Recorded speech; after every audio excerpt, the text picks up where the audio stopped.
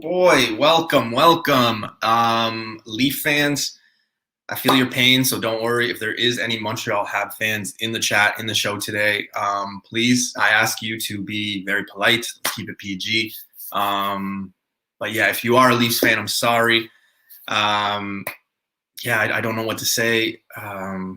It sucks, but hey, there's always next year. That seems to be the motto in any Toronto franchise. So just keep your head up, keep saying that, and who knows. But what's going on, everybody? Thank you so much for joining. You guys know what this is. It is our fun show. Well, they're all fun, but Tuesdays, we have some guests and things like that. I do have a surprise guest because I told you guys on Sunday, and I don't want to come off as a liar, but Ian from Nerd Herd was going to come, some situations, and then I've always wanted to have Swaggle House in, so Swaggle House is going to be joining us tonight. Thank him for joining. I got one of my guys here with me as well, so we're going to be talking the hottest comics of May. Very important to sometimes look back because we can kind of have fun with like, hey man, I was talking about this book and I was saying stack it, and then this book just did nothing, or just crazy when certain books came out. So it's always a fun show. But with that said, I will be bringing in my guy, Mr. 5-time champ, Mr. Blue Pill, Red Pill. He'll be defending his title this Friday on Tony Sanders' channel. But he is 1/4 of what we call comic people on my channel. Here we go. Mr. Hyper, what's up, man? Newbie, explain to me this. How is it 1 week ago on this same show, I was gloating that the Leafs were up 3-1, and here I am basically watching the Habs go to the second round. I almost should be expecting it at this point, to be honest. It seems to me like you shouldn't have been gloating, but 3-1, that doesn't really happen a lot, so I don't blame you, but at the same time it was the Leafs, so you knew something was going to happen, right? Unfortunately, yeah. So yeah, I guess go Habs, go. So just to recap, ladies and gentlemen, Newbie here said Montreal in 7. Everybody laughed, including my girlfriend. Montreal won in 7. So just saying. So let's get started here. No FaceTime today, unfortunately. However, that's okay. We're gonna keep it rolling. We'll throw in a swear word or two just to make sure that the chat and everyone feels like he's in here. I'm sure he's in the chat. He's in the chat at least. Oh yeah, that's right. Yeah, that's right. He is in there. Before I bring in my my other guest, I'm gonna just talk about a few friends here real quickly. So we got Big B Comics, 3 stores, one in Niagara, Hamilton, and Barrie. Go check them out. They got Facebook, Instagram. You guys know a lot of you have been buying from them, been checking them out. They appreciate it. Everyone's been saying that they're getting fast shipping, so it's working out. So make sure you guys go check them out. They got some books that you might think are sold out, but they actually still have. Next up is my guy, my presser here in Southern Ontario, Bleecker Street Comics, $10 a press, $5 a clean. He is getting busy, people, so get ready. Check out his website, bleekerstreetcomics.com. Use code word, because we all want to use code words and save a few bucks, but use code word newbiecomics #1. And that's $10 Canadian, by the way. Yeah, that's $10 Canadian. So for you Americans, it's like, what is it, like $3 for Americans, maybe? If you need a logo, an intro, whatever the case may be, you're starting up something with graphics needed, go check out Shape State Creative. Ask Derek at that website right there. Tell him Newbie sent you. He'll get you situated. And finally, our friends at Mutant Beaver Comics. Again, use code word Newbie10. Get 10% off. Why wouldn't you? They deal with pressable defects as well. They ship everywhere, Canada, US, Xandar, Antarctica, wherever you are and need comics, they got you hooked. So that is Mutant Beaver Comics, code word Newbie10. All right, let's bring in our guest because I feel bad. He's in the back, so let's bring him out. I want everybody a warm welcome. You guys already know who this is. He is very, very fun to hang out with. I was on his show last week. Very educated. He had one of the greatest intros I've ever been a part of when I was on the show. I unfortunately don't have as good of an intro for him, so I'm going to try to just build it up. But this guy is killing it right now on YouTube. If you don't know, now you know. You have no excuses. friend of the channel, friend of mine. You know, he knows a lot of people in the community. You might have seen him on Spine Ticks, things like that. But it is no other than Mr. Swaggle House. What's up, man? What's going on, guys? Good to see you. Thanks for having me on. I just got to say, you know, as someone who is currently in Canada right now, feeling that Leafs loss yesterday, you know, I didn't realize this, Hyper, but when I was watching the broadcast, as like, you know, the commentators were just, you know, like just drowning in their own sorrow. They were talking about how the Leafs haven't won a playoff series in like 20 years. And I was like, that can't be true. No. 20 years times 3 or 4, maybe. Oh my God. I was like, you had to go back to like the Matt Sundin days of like them winning a playoff series. No, Swag, they haven't won since the 60s. So a playoff series. Oh, a playoff series. Yeah, well, definitely Stanley Cup. Yeah, that's. I mean, we're talking dinosaur age here. We're talking golden age comics. We're talking black and white photos. Yeah. But even just a playoff series. I mean, 2004 against Ottawa. Your goalie for Ottawa at the time was Patrick Lalime. That's crazy. So tough times for Toronto. So Sundin, I think, would have left for Vancouver at that time because I think he retired in like 05. So. Vancouver was the last team that he played for. Yeah, maybe. I don't know. So yeah, guys and ladies, we will be talking hottest comics of May. This is always a fun one. If in the chat at the end of the show, you guys have any questions about any of the books, if you have any questions to Swaggle House. If you guys aren't familiar with Swaggle House, we're gonna have a little segment for him at the end where he can just talk about himself and introduce you guys, or have him introduce himself to the newbieverse and all the guys that kind of hang out with us. So yeah, let's get the show started. Hype, you want to do a road call before as I get everything, and then we'll roll out. All right. So Reynolds Comics is first in the chat. What is up, comic dude? Hello, Sir Miguel Grasa. Thanks for stopping by. Of course, FaceTime, our partner in crime, having mic issues, but he's in the chat. Tricky Clicky, what's up? I don't think I saw that name before, but welcome. Oh, I've seen him. Yeah, he's been around. Okay, cool. Paul Morris. Let's see. Bloop Comics. Bleecker Street Comics Super Freak. Speaking of pressing, Empire Comics. What's up, sir? Dan De La Torre, one of my YouTube road buddies. He seems to be on every chat that I'm on. Stay focused, newbie. Stay focused. I gotta expand, man. Constantino Larata. Hey, welcome.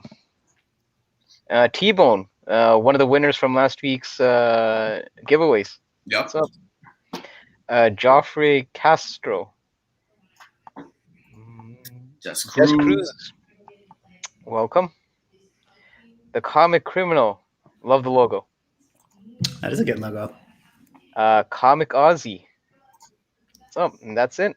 And yeah, I guess we'll highlight more people as they come in. Yeah, and you guys know we always give some shout outs. If you guys are listening in the background, whatever the case may be, welcome on the rewind. I hope it's a good show. And yeah, we always say, leave comments, let us know what you think about the books. We're not perfect, so if we forgot a book and you guys want any info on it, or whatever, I always tell you guys, we are very open to getting messages. I mean, I talk with a lot of people. Just message me, friendly guy. So yeah, let's get started. Oh, we got a few people here. Pedro, what's up, Happy Tuesday. Manny, one of my favorite people. What's going on, man? Phil. My cousin Phil from the Spine Ticks. The family's in the house. Yeah, and Steve Bradley. Haven't seen Steve in a while, so welcome, man. Yeah, man. Hope everything is good on your end. All right, well, gentlemen, let us begin. The show is going to be fun. I'll probably be doing a lot of talking, but hey, that's expected. So let's get started. Here we go. Hottest comics of May. Let's begin with the first book. Now, this one, I only have one of the covers because I didn't want to put the 3,452 of the other covers. But kicking it off, we've got Batman 108. It came out the first week of May. Everybody was going a little crazy in a way. Everybody was saying, oh my God, the next Punchline. If you guys aren't familiar, it is the first appearance of Miracle Molly. You guys know that I always called her Molly Miracle, whatever. There was like 100 covers, or at least it seemed. Release date was May 4th. Raw copies, the week of, were selling for $30 to $50.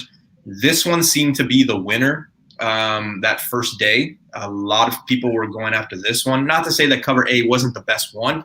Usually the rule of thumb is definitely get the cover A, but this one was one that stood out, one that a lot of people were picking up. I don't know how I feel about this. I mean, you can find a lot of these covers in a lot of books, or rather, that's the same thing. You're going to be able to find a lot of the covers for this character still. I don't think that there's one, not even this one, that has like really skyrocketed. Not to mention, let's look back the past like 4 or 5 weeks. I mean, it seems like DC is just blowing out so many characters right now. It seems like there's a new character every week. I passed on this. I think I might have a 1 cover A, and that's about it. But like, I know people that were like stacking it, thinking, hey, you know what? I missed out on Punchline. I'm not going to miss out on this one. Unfortunately for me, I don't think this character even comes close to what they have in Punchline, and that's just my opinion. So,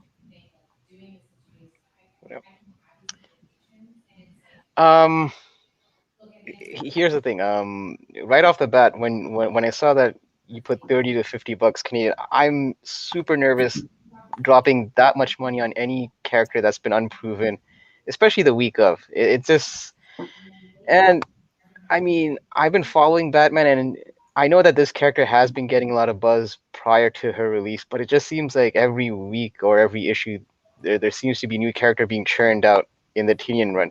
Not a knock on Tynion. I'm just saying, like, he's building a story, but it seems like, I think, as speculators, I think we sometimes let the speculation get the best of us when some of these characters might not be a big of a deal as we think they are. Like, look what happened to Designer. Designer popped in. He kind of was there for a few issues, but we can't blame Tynion and DC for it. We kind of almost built this expectation ourselves, to be quite honest. I mean, I know Miracle Molly has been a bit more marketed, but I just think that you kind of have to let these things play out. I would not pay that much for a new character. And you're right. I think Punchline, between the two, I do feel Punchline has a better longevity, I guess you could say. Just listening to James Tynion speak on his social media and all that, he made it a point to say that he does have plans for Punchline. So just because she's kind of in the background right now doesn't mean that she doesn't have a bigger future. So I've actually have a couple of copies of Punchline's first appearance. This one, I think I only grabbed 1 copy of each cover. And if anything, I would probably look for 106 instead of 108, because 108, yellow, right? Is that the yellow one? Yeah. Yeah, because 106 is a cameo, and I feel that took people a bit more by surprise than 108. So if anything, that 108 stores are stacking quite a bit of, whereas the 106, I think it's still I could be wrong, but I think it was like a $15, $20 book. You dare say the word? Are you trying to get at the fact that it could be 106 could be a lower print run? I think it was. I think between the two, I think it wasn't ordered as much as 108. So yeah, it would be a lower print run. Yeah. It's just my assumption. I don't have the stats, but I would assume that 106 would have a lower print run than 108, because, like I said, this is also her first cover appearance. So probably stores would have had orders to kind of get this in their shops. So yeah. So for that reason, I mean, I have this in my PC, but partly because I pulled Batman, but I'm not like heavily specking on this character at the moment. Me neither. And like Manny said in the chat, like, I mean, I don't know if he wants me to tell him, but like, I mean, he's in Cali, California, one of like the biggest comic states, and it's still on his rack. Like he said, like his shop still has it. So yeah, that doesn't surprise me.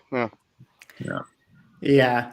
I mean, this is one of those characters, like, if you guys watch my channel or listen to me talk, like I'm not a huge DC person, but this is a character who, like, you know, I've kind of heard a little bit about, because obviously Tinian is like a super hot writer, and you know, there's people talking in the community and stuff. But, you know, this is one of those characters that, like, from an outside perspective, like, I don't really see it. Like, you know, when I compare it to, like, say, like a Punchline, you know, or it's like Punchline is a character as someone who is not into DC, or it's like, you ever have, like, in music when, like, your mom or dad will tell you, like, oh, like, hey, like, have you heard of this artist named Pharrell? Like, he makes a song called Happy. It's really dope. Like, that's my understanding of, like, DC characters. So, like, so when I'm like, oh, this Punchline character sounds good, like, to me, I'm like, oh, okay, well, she must be, like, on the come up, or she must. So wait, Swag, your DC recommendations come from your mom? Is that what you're saying? Essentially, yeah. So it's like, yeah, if it gets the mom check, then that's when I know it's going to be a hot book in DC. Okay. And this Miracle Molly one, like, I feel like my mom doesn't know who Miracle Molly is, so I feel like this is not one that I would be interested in picking up. You know, it's funny because, like, on my show, and I know Hyper knows, he might know where I'm going with this, but I always talk about the markability. And sometimes when I bring up markability, I always talk about, like, unfortunately, Halloween. And I always say, I'm like, you know, you see it with Harley, right? Like, and, you know, obviously let's keep it real. Let's keep it PG, people. I'm not trying to be gross, but, like, you see younger little girls dressed up as Harley Quinn. You see girls in, you know, junior high, you know, high school, college.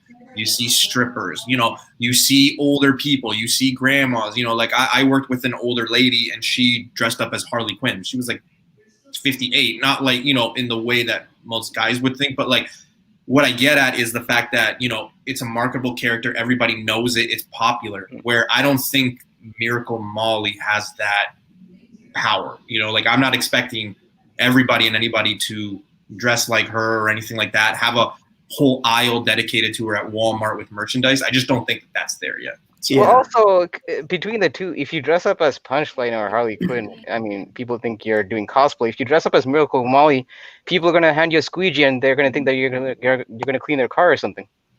Yeah. So yeah. What's going on? At $30 to $50, like, is that the current price right now for this? I would think it would have cooled off at this point. I believe it's cooled off, but I do believe that some of the covers are still at that $20 range. But yeah, this one, like Hyper said, when it came out, I would never have paid, you know. Yeah, that's a pretty high buy-in.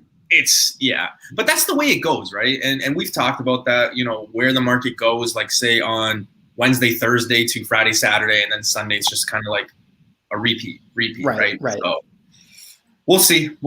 All right, let's go to the next book. And actually, I had to get another guest coming on. I saw him come, then he left. So I kind of want to just give it a little time here. Let's give it a 10, 9, 8, 7, 6, 5, 4, 3, 2, 1, 0. If he doesn't show up, that was.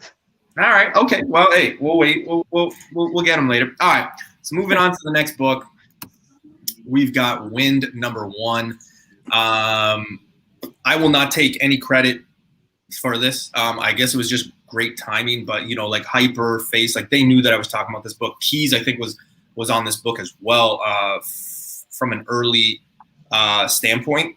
But this one, me personally, I thought, okay, you know, like, this could be the next one. Cover A, which is that one, obviously was a ghost for a very long time. Like, for the longest time, there was only one listing on the Canadian eBay, you know, and it kind of gets a little crazy because sometimes when you go and ask on Instagram, like, hey, do you know anybody that's selling this book? Depending on who you are, sometimes, like, people want to sell it to you at a certain price, or they think it's hot, so they want to, you know, they want to hold it. So sometimes it's like one of those, you know, what's the saying, like, I'm damned if I'm right, damned if I'm wrong, or whatever. Damned if you do, damned if you don't. Yeah, that's the one. Yeah. So, like, it's just one of those situations. But I guess I talked about this book, like, I talked to my guys about it and, like, you know, certain people, but I didn't really put it on my spec until, like, literally the week before, because I talked about it on Sunday, and then I believe, like, the Wednesday it blew up, and this blew up like the second week of May.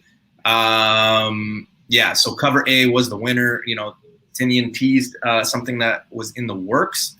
A lot of people went for that Peach Momoko one, and rightfully so. I mean, she's probably the hardest artist of the year and a half, maybe. A lot of people are fans of her work, and that's fine. I was just never a fan of that cover. I was always a fan of the cover A. But again, now you're kind of seeing it kind of get up in that price range just because that's how things work, right? They're leaked. They, an artist or a producer or anything says, hey, I might be working with this, and then boom, right? So unfortunately, this one has risen in price. A 9.6 last month, just before, in April, a 9.6 was selling for $90 all in graded. Now you're seeing those 9.8s kind of take like I think like $500 to $600 range, somewhere around Canadian. But yeah, it's just a little crazy. So if you guys see this book, check it out, especially here in Southern Ontario or in Ontario in general. I remember seeing this on some walls, in some back issue bins early, actually. So make sure, because some people might not know what this is. Yeah, I mean, I kind of spoke about this on your show this past Sunday, how sometimes patience pays off with some of these books, because I got this book day one and I actually got all the covers, including the Peach Momoko and the one per store. And for the longest time, this thing was hovering at cover price, and even the Peach Momoko was like a $15, $20 book, and that was a 1 in 25 ratio. And this was also during the time when Peach Momoko was actually a big deal, like a bigger deal, I guess. So I was like, okay, so, but I mean, I still picked up just for the story itself. I mean, and spec was second, and because initially this run was supposed to be a 5-issue run, but the moment I found out that this was getting a volume 2 and that there was a future plan for it, that's when I actually picked up more issues. Because my thing is usually when it's like a mini series or it's like contained to like 5 or 4 issues, I tend to have more faith, I guess, when it's an ongoing. Put it that way. That's why when Something is Killing the Children was announced as an ongoing, when it initially had a plan of just being a mini series, I had more faith in that series. So, yeah, and like Newbie said, this book has been heating up. Not just the first print, actually. The second and the third print also has been seeing some heat. And that one per store. So all the covers of number one have been, going definitely above cover price. I think the last time I checked, it was like a $20 book. So I have a couple of copies of this. And honestly, I think anything that Tinian touches at this point, I'm grabbing. It just seems like a smart buy. He's done Department of Truth, Wind. He's killing it on Batman, and Something is Killing the Children. And also, speaking of which, tomorrow he has a new series coming out called I'm gonna butcher the name. It's like Nice House on a Lake. Something nice. Today. Yeah. Wasn't that today? DC comes out today. Oh shoot, DC. But for me, New Comic Book Day is always going to be Wednesday. Yeah.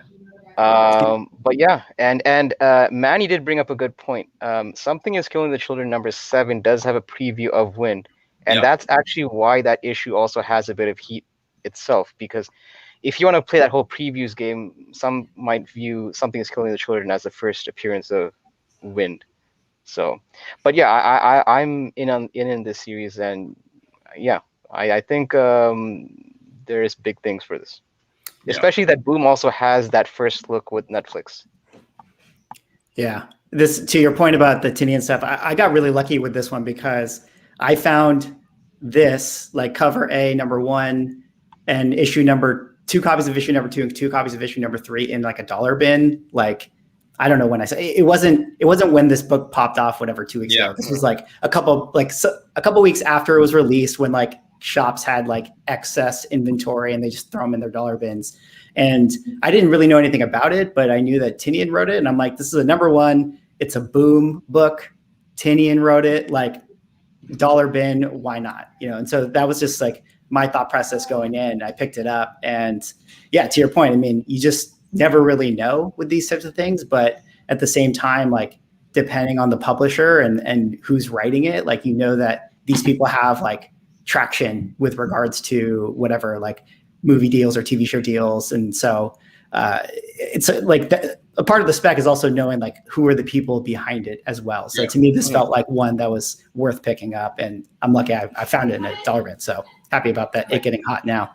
Oh yeah, and like I said, right, like in Southern Ontario, I'm telling you guys, before the lockdown, I saw it. I wasn't really hunting for it, and it was just one of those books that I'm like, all right, I'll be able to find it again. Like, not a big deal, right? So I know that they're out there in some shops. I'm not going to say which shops because once we're out of lockdown, I'm heading there. But yeah, definitely a book I would be on the lookout for. Some people don't really realize what it is because a lot of shops still hold that Peach Momoka one higher than this one. But I really do think that this one will be the winner in all of it. Well, I mean, the Peach Momoko in theory would have a lower count because it is a ratio.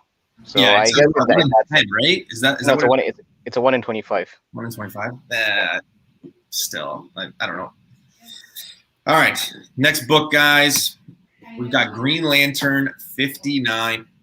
First appearance of Guy Gardner. Now, there was casting confirmation early on in May. I know it seems like it wasn't, or that it was that long ago, but unfortunately, it was only about 3 weeks ago, 3.5 weeks ago.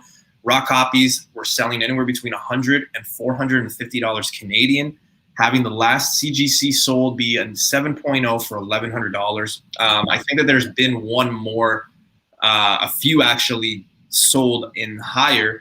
But I mean, when you take a look at that 7.0, $1,100, that is insane to me. Just for, I mean, I don't know. I'm not the biggest DC guy. I do like Green Lantern, don't get me wrong, but just paying $1,100, you guys know I do that compare game. That $1,100 can get you a lot of other really big books. This book shouldn't be a surprise, though. I mean, again, another one of those situations where, like, we kind of feared he was going to come. Nobody was picking it up. The people that did pick it up were picking it up for $100, and then just blew up. Like, I know Mint Hunter, he had a video where he picked one up at a flea market, I think for like $80. Mm.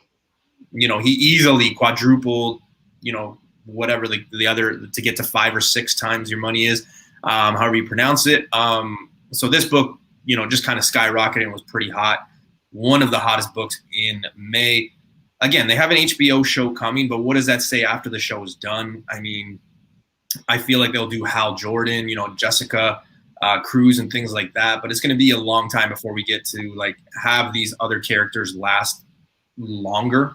I feel, and I don't know. You guys know how I am with DC. I want to wish for the best, but I'm still always scared to be like, I'm all in, you know, because I've been hurt so many times with DC. You sound like you're in a messy relationship with DC. It's not me, it's you. Listen, I'm not going to be able to say much on this book because quite frankly, I'm not really a big Green Lantern aficionado. I mean, I kind of have some base knowledge of it.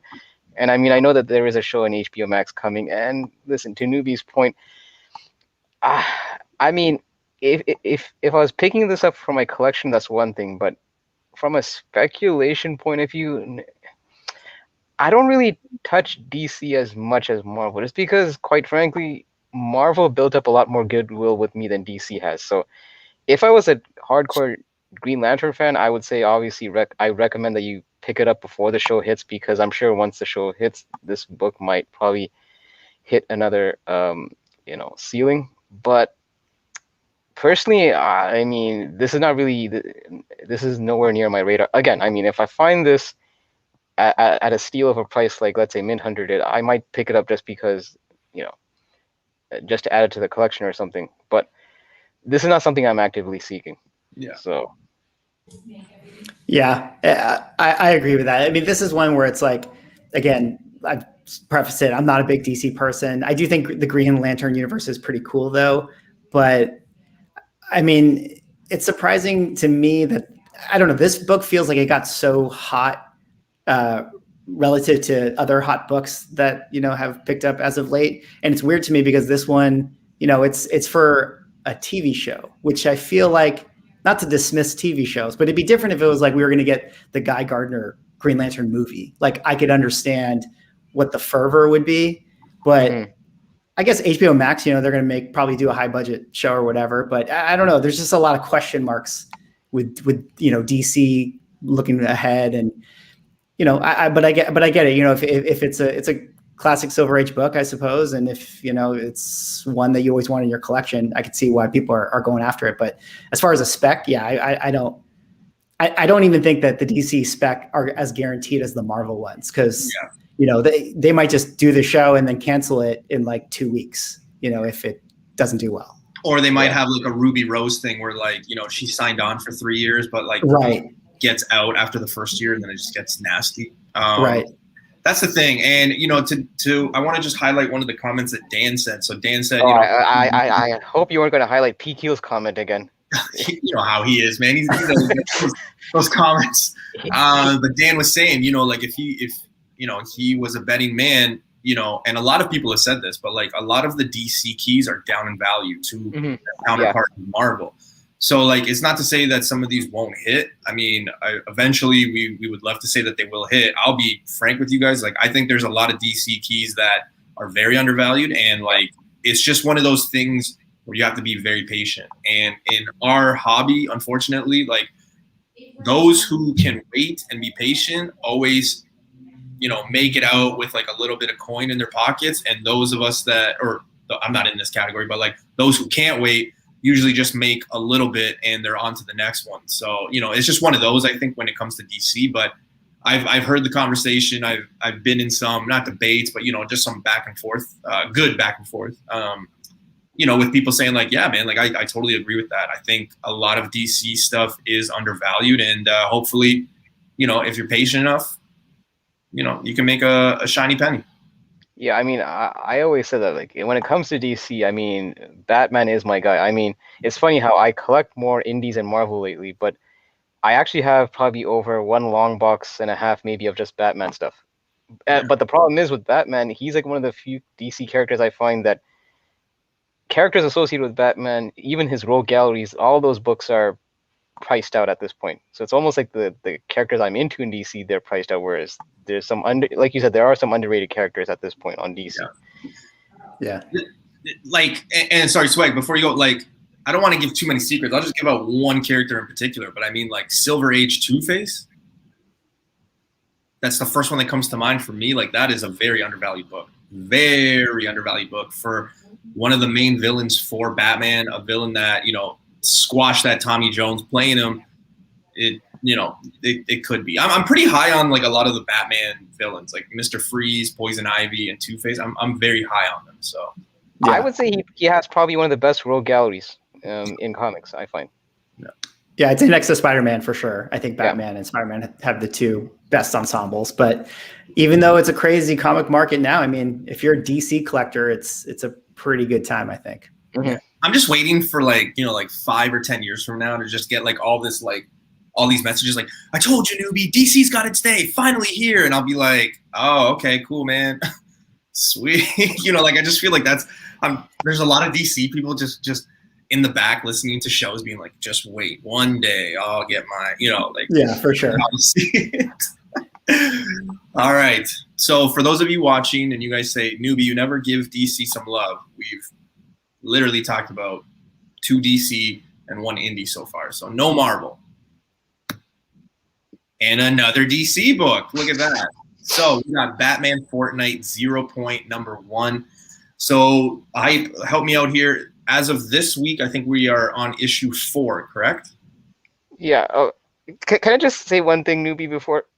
Just because your point just sticks out like a sore thumb. Whoever is CGCing a book that's predicated on redeeming the codes is a fool. Anyways, continue. I was gonna say, I'm like, wait a minute, did I mess up the title? Did I? No. It's just like I would hope that no one's CGCing their Batman Fortnites, because that's the values in the code. It's a crazy world, man. People are CGCing like anything and everything, though. That's the thing.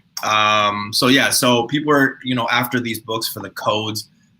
People have just gone crazy for them, especially that #1.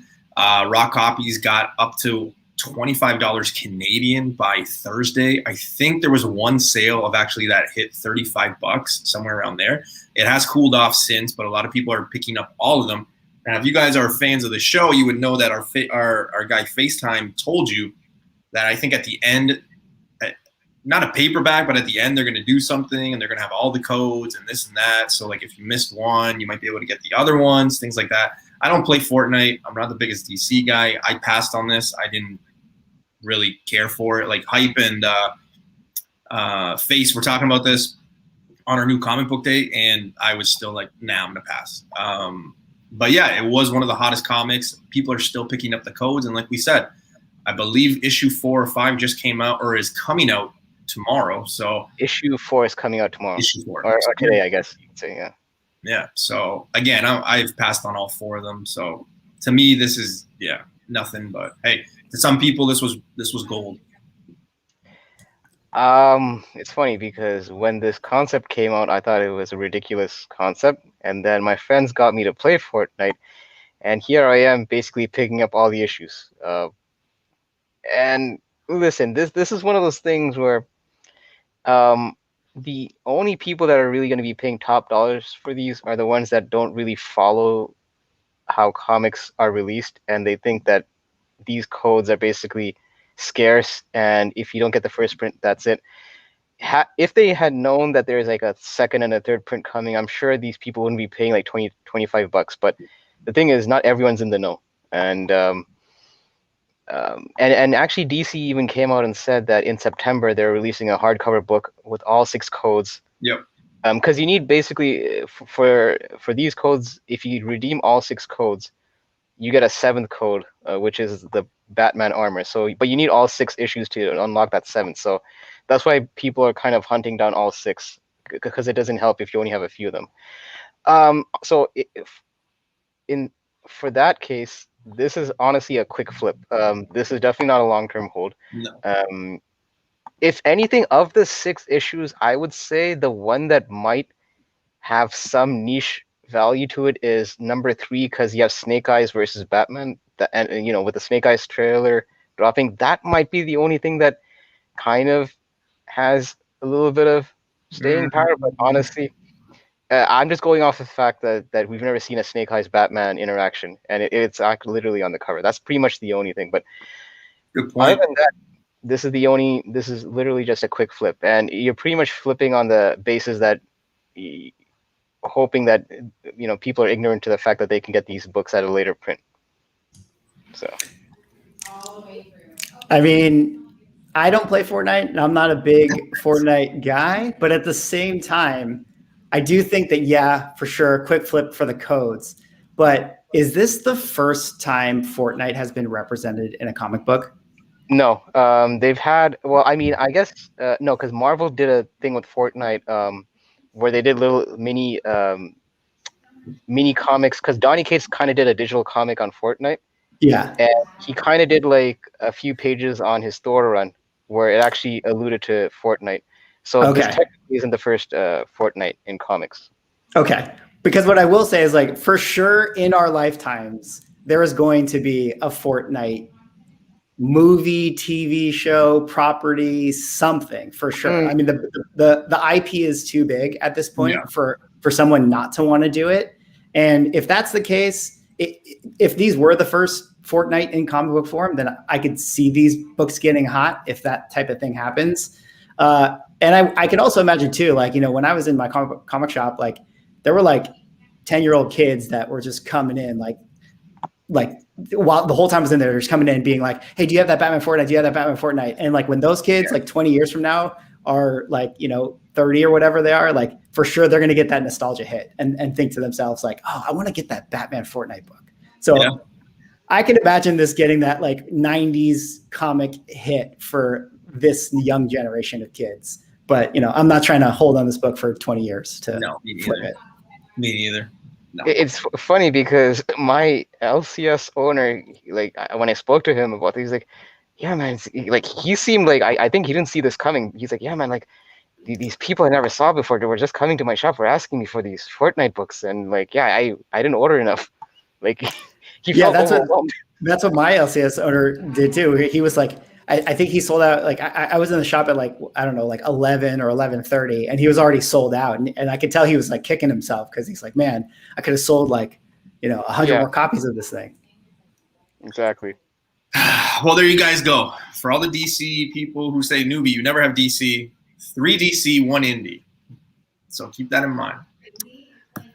Next book, however, we do unfortunately have to go to Marvel. So, Amazing Spider-Man 360 First cameo appearance of Carnage. Obviously, this thing spiked the second week of May. Why? Well, the trailer dropped. We finally got that image of Carnage. We finally got a look of what he was going to look like. In my opinion, he doesn't really look that great. I don't think the trailer really did anything for me. But again, this suffers from, we knew it was coming. This was still a cheap book. This one and 344 were still very cheap.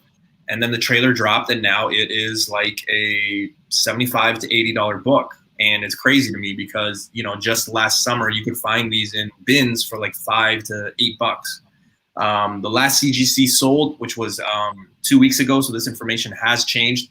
But the last one that I found 2 weeks ago was a 9.6 that sold for 230 Canadians. Now, that's pretty cheap for a cameo, I will say, 230. And I know some people are like, whoa, that's a lot. And I get it. You know, different values, you know, affordability is different for everybody. But I mean, if you're really banking on Carnage, I mean, that's not a bad price point. However, you guys have heard me say, I mean, I think that these symbiote things, while I do think that they have a future later on, I feel like the Carnage, the Venom, you'll be able to get it cheaper down the road. Just because if you look at what they're doing with all the projects, I think the Venom hype will die down. Everyone has an opinion. I pay my taxes. You guys heard me say that. So I'm entitled to my opinion, and that's where I'm going with it. I feel like all this Carnage, Venom stuff, you can get it cheaper. Right now, I would not be a player at $75 for a Raw. I wouldn't be a player at, you know, $230 either. It just doesn't make sense for me. But yeah, Carnage, one of the hottest villains, characters this month. Everybody's going nuts for it. Everybody's going crazy. Now I think the thing with Carnage is people are thinking, okay, is he going to stick around? Is it one and done? Are they going to touch it anytime soon? Things like that. So that's where the debate has been. But nobody can, you know, argue the fact that this character and 360 with 361 have been probably number one or number two hottest book of the whole month in general. Yeah, I mean, I know we talk about the next best thing quite often on the show. It's just, this is one of those books where, like, the prices that you especially listed on your slide, I can't justify myself paying that much for it. Just because, first and foremost, the cover doesn't do anything for me. If I'm being quite honest, I'd much rather get the cover. I forgot to mention that. If I'm being quite honest, I'd much rather get ASM 344 over this, because 344 I feel has a better cover, even though it's the first appearance of Cletus Cassidy and not so much the first cameo of Carnage. I still feel that preference-wise, I just prefer that over this. And yeah, it's just like when you compare this next to that iconic Mark Bagley cover with Carnage and Spider-Man, you know, right there, it's like a steep drop. I know it's like someone mentioned like Hulk 180, 181. The difference though is Hulk 180 still has somewhat of a decent cover. I don't know. I just can't get around this because honestly, this just looks like a typical ASM, like one of those filler run books. Yeah, so to speak. It doesn't really scream like a key book to me, like just by looking at it. I know it's a bit of a weird argument. I just can't get around it, to be quite honest.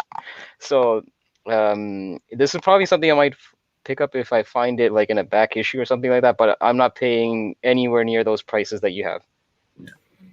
Yeah, this one, I mean, I feel like definitely a cool pickup if you can find it in a back bin for sure. Like, but it's also like, I feel like this cameo appearance of Carnage, for whatever reason, like no one really identified, like the market never really like held up this book in any kind of way, even though it's like a sleeping on Cardiac. Dude, I love Cardiac. I grew up on him, man. He was yeah, like my favorite character. It takes me back. That's my time right there. And, you know, that's my nostalgia. But like, I feel like this one never took off. It's like in the market, it's like, oh yeah, this is the cameo of Carnage. Like nobody was really talking about it like other cameo appearances, I feel like. Yeah. So I feel like this one is playing catch up in terms of it being like this kind of minor key. And I don't know if it's going to do it, even on the heels of this movie and stuff. I just don't, I don't feel like there's people who really value this in any kind of way, especially since, like you said, Hyper, the one with Cletus Cassidy and Cardiac seems to be like the second place book with regards to Carnage. 344. Yeah. Yeah, it's I don't know. I agree with that, and that's something that I forgot about to say in my piece is it does suffer from an ugly cover as well. And some people who have the book obviously are gonna stand by and be like, no, you're crazy. But like, it goes into that, like when you have something, you are like this with it, and when you don't have it, you kind of see it like that. I've had this book many times. It's always suffered from an ugly cover. But yeah, I just think that if you're on this Carnage stuff, you can get it later. Just be real. Let's be honest. Carnage is a serial killer. The movie should be rated R. We are not going to get that. So you're not really going to get the full Carnage. So that's just something to kind of think about. That's all. Carnage is going to be giving wedgies and noogies on the Venom movie. Yeah, it's hard to know what Sony's going to do with Carnage and what they're building towards with the Venomverse right now. It feels like Carnage is kind of a one and done movie character. I've been saying it for a while, man, and people have put me on crosses and said I was crazy and that this and that. I'm like, hey, whatever. I'm just saying, and I've said this very vocally. I have sold my ASM 300. I have sold my ASM 361. I've sold them. I will get ASM 300 in a year's time when it is cheaper, and I've been called out for it, but that's just how I see it. If I'm wrong, hey, I'll come on one of these shows and say, hey, I was wrong. But I just really do think that that's what's going to happen. I think you cash out now. If you really want it in your collection, you'll get it later. So, Ultra, what's going on? Darnage and Semin, because Sony is basically MCU from Wish. Kid Collector, what's going on, man? How you doing? What's up? Oh, man. Crazy thing seller on eBay are stating ASM 359 is first cameo of Carnage and ASM 360 second appearance. Oh God! Is that even I didn't even realize there was a controversy like that. I didn't know that either. So, yeah, I mean, maybe this person who's selling that stacked on the wrong book, and that's what he's trying to do. Who knows, right? It is what it is. There's people out there, right? Like, not everybody is thoughtful and good out there, obviously, when they sell or try to sell. Like, unfortunately, you have to do your research. So just, do your research. All right, let's see what the next book is. Do we have another DC book? No, of course not. We're going to follow it up with Amazing Spider-Man 361. Basically, most of my argument that I said in the last slide is going to go to this one, minus the fact that this is the cover. He's on there. It's cool. Make sure you guys understand that there is a second print, so don't get that one, especially if you're coming into this, community today, and you're, just Googling what the hottest characters are and things like that. Make sure you understand that there is a first print, second print. This is the book to have out of 344, 360, or 359, whatever the case is. This is the book. This one's spiked. I'll tell you guys right now, I sold mine. Mine was a 9.6. I ended up getting, I believe it was after eBay took all their fees and, Uncle Sam took his cut. I think it was like $850 I took home. I'm very happy with that because I spent like $200 on it. So I was happy. Trailer dropped on May 10th. Raw copies now are in that $100 to $300 range. But I will say, you can get those mid-grade raw copies, for like $100. They're out there. So yeah, the last CGC sold a 9.8 hit $1,700 Canadian. I believe 9.8 just sold and crossed that 2,000 range. And then it's the second print in a 9.8 even sold for basically $1,000 Canadian as well. So it is what it is. I don't really have much to add in the sense of like what I said in the previous book, but yeah, this one, I just think that if you have it, sell. I think personally, and I've said this for a very long time, not to offend any of the Carnage fans, but I really do think that it's a one and done. And even if he sticks around, it's probably going to be way later where you could probably pick this book up very cheap. Yeah, I mean, scratch everything that I said about the previous slide, because this one I definitely like this cover. This is probably one of my favorite Mark Bagley covers of Spider-Man. And honestly, if I had a second copy, I might sell it. But because I only have one copy, this is one of those books that I just can't part from my PC. It's just that I just like this. The cover alone, I just like it too much to part with it. Yeah, man. I mean, to think that a year or 2 years ago, like a 9.8 of this was like it didn't even top $1,000. Now you're looking at 1,700. And I know that people think that comics are getting hot, and like you gotta buy these hot issues before they keep getting higher and higher. But I think this is one of those cases where it might suffer from the whole out of sight, out of mind in a few years. So, and the thing is, when you look at Marvel publications in general, Carnage, like he aside from Absolute Carnage, he's not really in the comics as much as he used to be. Like 5 years ago. I mean, I'm sure that he'll be introduced at some point, but he doesn't have that same, like Venom is always going to have some like presence in Marvel publication, whereas I find Carnage, they almost save him for special occasions, and he's not someone that they bring out quite often. So for that reason, I find that this book will probably have its dips. I definitely don't buy this at its peak. Wait, like if you're a Carnage fan and you really want this book, I would say wait until the movie comes out. And if the movie's a success, obviously it might hit another plateau. But if that's the case, just wait like a couple of months after or a year, and I'm sure things will kind of steady or even dip. So, I have always said, when it came to this argument, right? I had always said, and I've talked to a lot of experienced people and people who have been around comics and movies and all this very longer than I have. It's numbers and history. You can't go.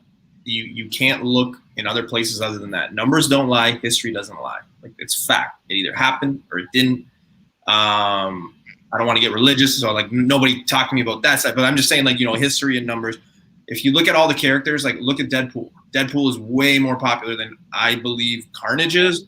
That book, once it was out of sight, out of mind, even though people knew there was going to be a third movie, what happened? A 9.6 of Deadpool, just before the announcement of the third movie came in December, was selling for $500. Then all of a sudden that confirmation came, hey, we're going to do a third movie. Even though we already knew there was going to be a third movie, what happened? That book literally went to $2,500, just like that. That's what's going to happen. It's going to have a dip, and this is going to be the first time we see him. So for me, I don't think there's an argument that this one will, plateau a little bit. Same with Venom. Like, I don't want to say this because I hate saying it, but the print run also comes into effect. I mean, ASM 300, 361, they've got so many numbers, and I get it. People are seeing that book climb, but like I've heard people tell me Venom ASM 300 will reach like, AF 15. Yes, I dare say that because somebody told me that that's where that book's going to be. I've had people say that book is going to be higher and better than Hulk 181. Yes, I've had a person say that to me. So that's just where my argument is. I wish. Yeah. So, but Newbie, I just want to address something that Face mentioned in the chat, because he did say that there is a Carnage event coming out, which is true. Like in the summer, I think it's called Extreme Carnage. But see, that's my point though. Like he'll be there for like these mega events and all that, but he'll have extended periods where he's not used in comics, and that's what I mean by out of sight, out of mind. Where obviously when the character is like floating around in the comics or in the movies, that's when his popularity heats up. Wait until he's kind of like not, heard of, and then try hunting for that book. Yeah. To your point, I mean, it's like Carnage is he's either too powerful or too crazy of a character to just have in your random filler issue, right? Yeah. So you have to have like an event around him, unlike other villains like whoever, like the Lizard can just show up in a Spider-Man run. You can just have him talk to Kirk Connors. It's not a big deal. But like, I mean. But that said, I mean, this is still a pretty cool book. It's like it's an awesome cover. To your point, Hyper. But even because I sold my extra copy of this, I had it listed on eBay, and the trailer dropped, and so my copy was one of the first to go. But I had priced it at like a good. It was like already like expecting a trailer price. So I got a good deal on it, at least for what I was hoping to get, and then. I was just checking eBay even just yesterday for this book, and there's like so much supply. Like I actually think that the copies that sold, I mean, I don't know about CGCs, like CGC is probably still going up, but like raw copies, like the top dollar for raw copies kind of already came. And like now I see copies being sold for less than what I sold mine for. and mine was like just on that first trailer drop moment. So to your guys' points, yeah, I think that this book can cool off. But I think you could even probably find snipe a deal right now on eBay too. It's possible. There's so many people listing their books.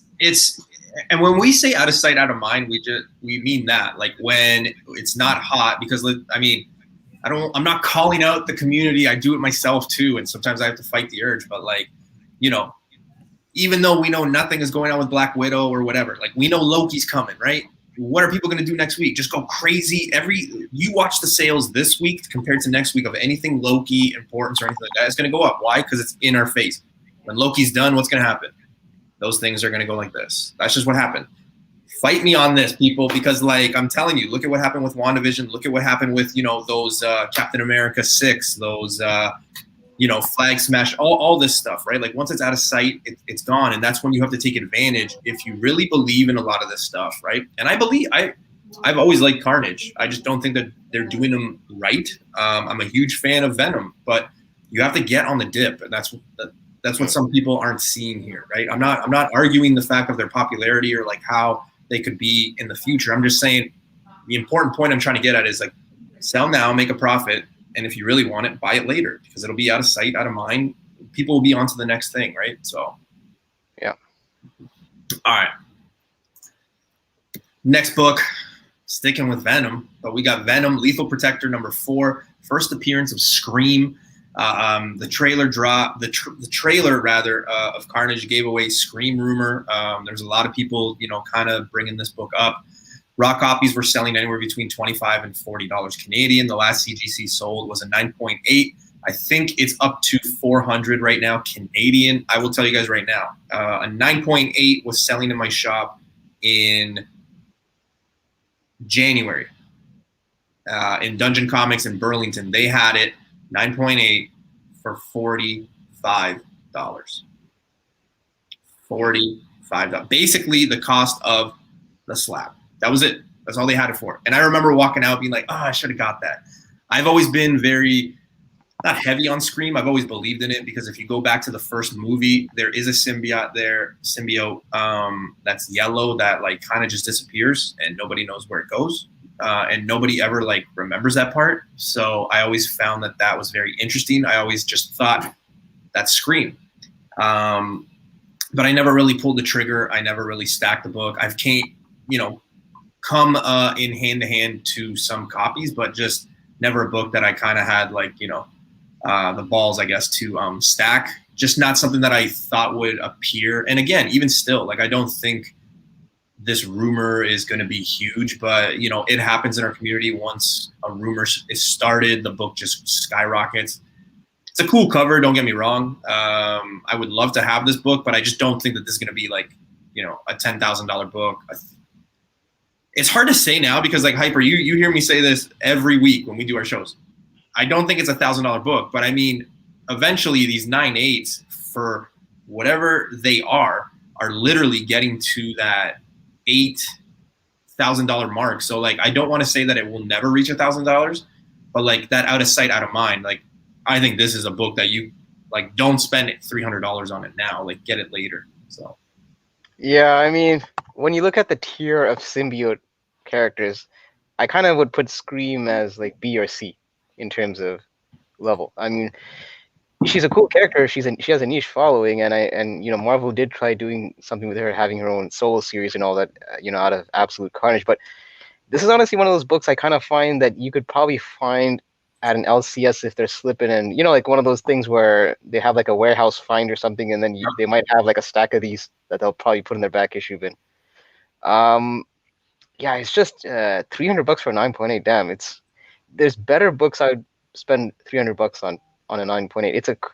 I do love the whole Lethal Protector, you know, run, just because I am a Venom fan, and it has that whole cheesy 90s dialogue to it.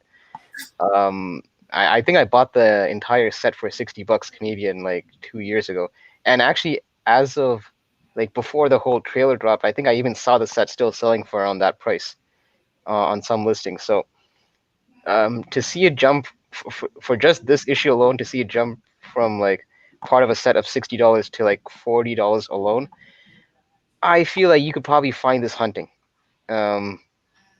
And yeah, I mean, let me just put it out there. Are there really that many diehard Scream fans out there? I mean, if you're buying. That's the thing I love though. Like, there's some of this crazy spec comes out. Like, you always get those people. Like, and I'm not taking any, I'm not saying anything, but like, it's just crazy because like some people are like, no man, I've been a fan of this character for like ever, and it's like, really? It's like the people that like when Vegas Golden Knights came out, I had people like, I don't know if they were just trying to show off or they're like, man, I've been a Golden Knights fan for like 5 years, and like, it's like, dude, they just came out this year. Yeah. It's, yeah, I mean, look, maybe if you're looking at this from a flip perspective, maybe I could see that. Like, if you find this on like on a low end, and then you want to flip it for what it's going for right now, I get it. But this is not a book that I'm holding long term, thinking that it's gonna have sustained value. I feel like this is it's gonna have its ups and downs. So. I like that 1, 2, 3 Ready Comics comment. It doesn't even have a trading card, man. If you don't have a trading card, you're not worth having a first appearance in my collection. Oh man. But like, I mean, look, newbie. I mean, you said it's like if you're gonna sell your Carnage and you're willing to sell your ASM 300, you better be willing to sell your Venom Lethal Protector number 4 right now, because like, I feel like I don't know too much about Scream. Maybe she's a cool character, but at the same time, it's like, to the points we discussed with Carnage, it's like, is Scream going to get her own solo movie, after this? Like, I doubt it. But also, this is also one of those books that, like, I've seen it in the wild, like, a bunch of times at LCSs. Yeah, exactly. But LCSs were always, the ones that I came across at least, they were always pricing this book at, like, $20 and $25, US. They were always like, like they knew that it was going to be a hot book or whatever. So, and this is even like 6-7 months ago when I was coming across this. So this is just one that I never picked up. I mean, but yeah, to your point, Hyper, if you find this, in the wild for $5 or whatever, definitely swoop it, and you can flip it right now for sure. I just wouldn't pay $20. I wouldn't have paid $20 back then. I wouldn't pay $20 now. Same. Yeah. For like Hyper said, $5. I'll do it. I will say this too. Key issues, Keon, he was very on this book as well. Like, he was one of the early guys that I knew was talking about this book. And you guys know how Keys does his research and things like that. He gets very into it. And yeah, he was always talking about this book. So, want to shine some light over there as well. Because, Keys does do a lot of homework when it comes to these characters. And yeah, he was talking about this book when this book was like $10. And just to note, unless I don't know if anyone really cares, but apart from Scream, there's actually several symbiote first appearances like Rage, Phager, and some of those other symbiotes that you saw in the first Venom movie. They actually have their first appearance in, I believe it was this issue, I think, right? There's a couple of symbiotes. I think you're right, actually. Yeah. Well, let's stop with all the symbiote stuff. Let's go somewhere else. Newbie, I just have to answer Chef RD's question. Booster Gold over Scream all day. Booster Gold actually had a lengthy comic run, and he's a dope character, and that's a DC character. So again, another love for DC. We talked a lot about DC on this channel today, so we're making up for all the. I know it's June 1st, but I think we're reached our DC limit talk for the month. So, all right, this one I will tell. And again, I think I said this on the last show, and I've been talking to a few people. Like, nobody can really claim spec. And if you talk about this book like 10 years ago, give yourself a thumbs up. I don't take anything, but like, this was one book. If you talk to people close to me, I was always picking it up. Always. This book was $1, and I think everybody, Hyper, Swag, you could probably say the same thing. This book was $1 for a very long time. Even like this past summer, it was still at $1. This January, it was still $1. I had a total of about 8 copies, I think. I've already sold all of them. But this was definitely hot. First appearance of Lilith. This is where the argument comes in, though. This is where a lot of people are going to kind of go, and it might depend on which copy you have. Is it 28? Is it 31? But this is the first appearance in cameo / first full appearance of Midnight Suns. Now, the thing that really gets a lot of people confused, I think, is Midnight Suns is on the cover. It says it. So, and I will say I've always leaned towards this one, like this one's cover. Always. I don't know why. I just like this one better. But this one spiked May 13th. Raw copies were then selling for $30 to $50, and the last CGC sold was a 9.8, $600 Canadian. There's a rumor, I guess, I forget, or not a rumor, but there was like some confirmation that there was like something that had the phrase or a hashtag of Midnight Suns. So that's what happened. That's what made this book kind of spike. But I mean, you've got guys like TiVo. You had guys like Mel V. You guys, like, even me, even though I've only been on YouTube for a year, like, even I've been talking about this book. Like, this book shouldn't surprise a lot of people, because it was really one of those things that, like, you could get this book for $1. All you had to do was be patient. That's it. You just had to be patient. And yes, you had to wait maybe 2 years for it to see it. But I mean, if you had like 100 copies that you were buying for $1 and you could end up selling them for $50, that's a big payday. But again, it goes back to that patience. This one I think is going to be up to, it's going to have a debate for a little bit, in the sense of, is it 28? Is it 31? And I don't want to hear that, oh, this is going to be like Hulk 180 and Hulk 181, because I don't think Midnight Suns has like that firepower, but it's going to have that debate, I think, depending on who has more of what issue or what issue you might have. But nevertheless, this was one of the hottest comics of May. It's prices like this that kind of makes me question my logic when it comes to comic book pricing. It's because this was one of those books that I feel that, especially if you're a longtime comic collector, I feel like this, along with like, you know, like your Spawn #1s and your Todd McFarlane's Spider-Man #1, this is probably one of those books you might have already had in your PC. Yeah. It's just, yeah, I mean, I picked up the whole polybag set like at a con for like $10 for the whole thing. Yeah. And recently, actually, it's funny, right before the whole blurb came out about, you know, and it's not, and nothing concrete, but just that whole, like you mentioned, Nubi, the whole Midnight Suns name drop. I found this like in a back issue for like $1.50, still in the polybag. So $600, man, wow, for 9.8. I would not pay that much. I'll tell. Hold on, before, because I had it written down. Sorry. So last summer, when like I was really kind of getting to that final push for this book, 9/8 were at $140, and I remember saying to this eBay seller, "There's no goddamn way I will pay $140 for this book."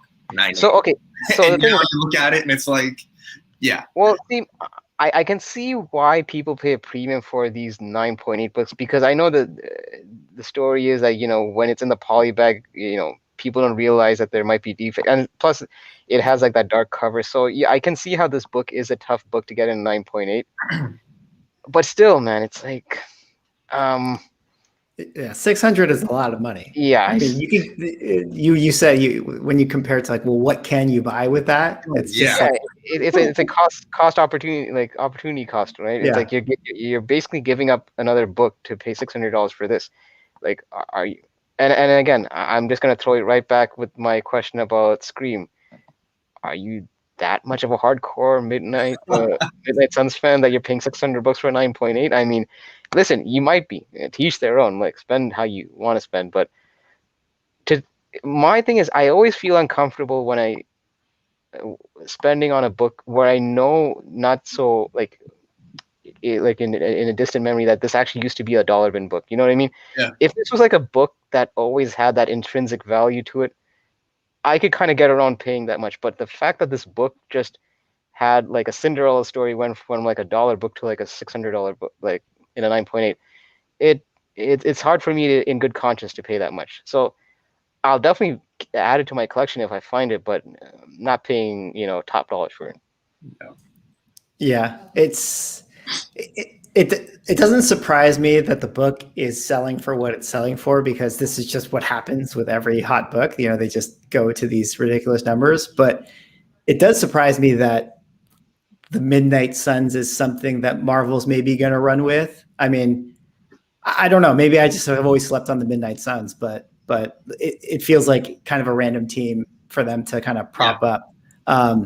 But the one thing I'll say to your point about this book versus 31 is that it definitely feels like, and I always talk about like what the narrative within the market is like. It feels like the market thinks that this book is the hot spec. And I would And, agree and, and it's always hard to kind of shake that perception, like whether it's true or not. So like, you know, like the what's the first appearance of Bishop where he's on the cover, but it's his cameo, and then like his next book, which is actually his full, like that one never gets more expensive than the 282, you know, because it's like once people like have in their mind that this is the book, like that's just the book. Like I feel like this is maybe going to be one of those cases with this one. But CGC, also too, sorry, Swag, CGC also, like I think even now, like if you were to send this book to CGC, they might change it. But like if you have an older book or you bought it slabbed already, prior to this year, your slab will not say first appearance of Midnight Suns. Like it won't. Oh, really? It has no. It's got nothing on it. Oh, interesting. Nothing on it. Nothing. Well, it's interesting too because you have it right there, the first appearance of Lilith, and I don't know too much about like Lilith within context to the Marvel Lilith, but if you know like your kind of demon lore or whatever it is, like if you guys have played like Diablo and stuff like that, like Lilith is like a really famous character within like demon mythos. Mm-hmm. So I could see if they're gonna do like Darkhold and all this stuff with Scarlet Witch, like Lilith is just as easily a character that could make an appearance as well. So you have like that part for this book that is also kind of interesting. Yeah, they actually did bring Lilith back in the most recent Ghost Rider run that kind of ended after 10 or 12 issues. And like you mentioned, Swag, on your channel before, like covers also make up, like you mentioned with the first Bishop cameo versus full. And in this case also, like as Newbie mentioned, this is a much more of a badass cover, whereas Ghost Rider riding on the bike, whereas in 31 it looks like he needs a chiropractor or something. At some point, to piggyback off of that, because I happen to have this one right here, right? This one is 31. Right? Look at him. He looks like he's in pain. But I do at some point in the future. I don't know how I'm going to do this, but I have to make a video at some point where I want to analyze covers that have heroes being proactive or looking badass versus covers that have them getting beat up by that villain. Like, what does that do for the perception of the value of that book, even if it's like a main key first appearance or whatever. I do want to shout out Automatic Comics, Mr. Ryan. What's going on, man? I will tell you guys right now, Ryan will be joining my show next Tuesday for Grail vs. Grail, and I want to give a shout out to Mr. Sith Lordy. Spine Ticks is in the house, so appreciate you guys tuning in. If you guys don't know, you guys hear me say, now you know, you got no excuses. Make sure you guys go check out Spine Ticks, Automatic Comics as well. Newbie, we got to pause. Chef R.D. Harris, is that a confirmed sale or is it actually on sale on eBay? If that's a confirmed sale, that's crazy. Damn. I would not pay. Yeah, that's crazy. Anything close to it. And that's US. That's US dollars, I'm assuming. Yeah, that's US too. Damn. That's insane. That's insane. Wow.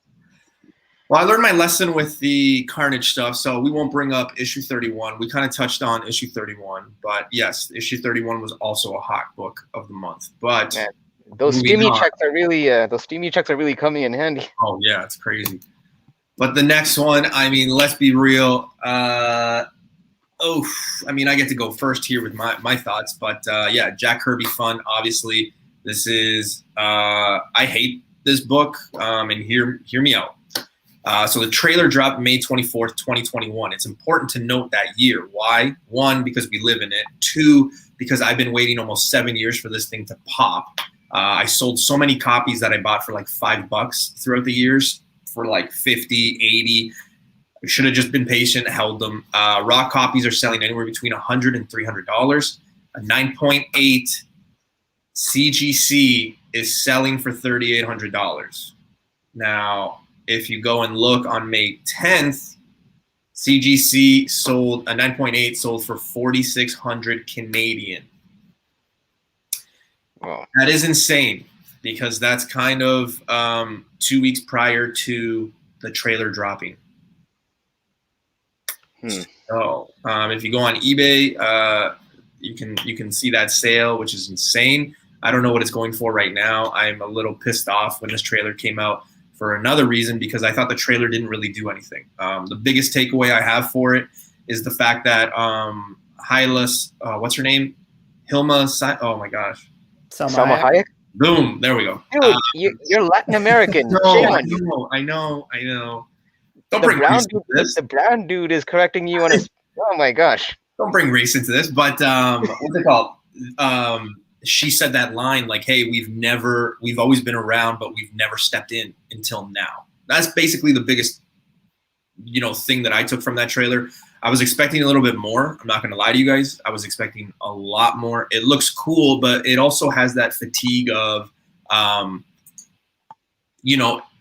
Ant-Man, Guardians of the Galaxy. All those had this, what I call the family effect, where like even though you didn't know that was a comic book, you're probably still going to go to it. You know what I mean?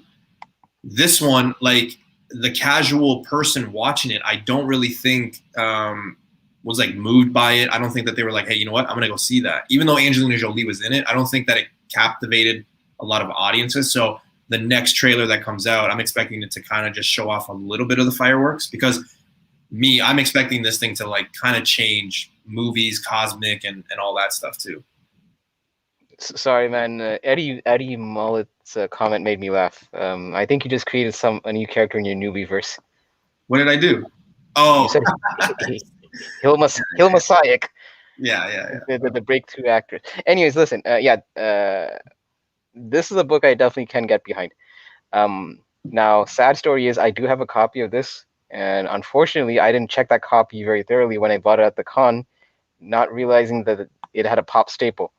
So, lesson learned. Always check the book, even though it looks nice from cover to cover. Just open the spine and whatever. This is a book that look, even though the trailer has dropped, I do feel that this can hit another ceiling. I know this was a highly printed run, even like back in, I guess you could call this the Bronze Age, right? In this period. I think so. 75. No. I think it's 76. Okay. Well, let me tell you right now. Hold on.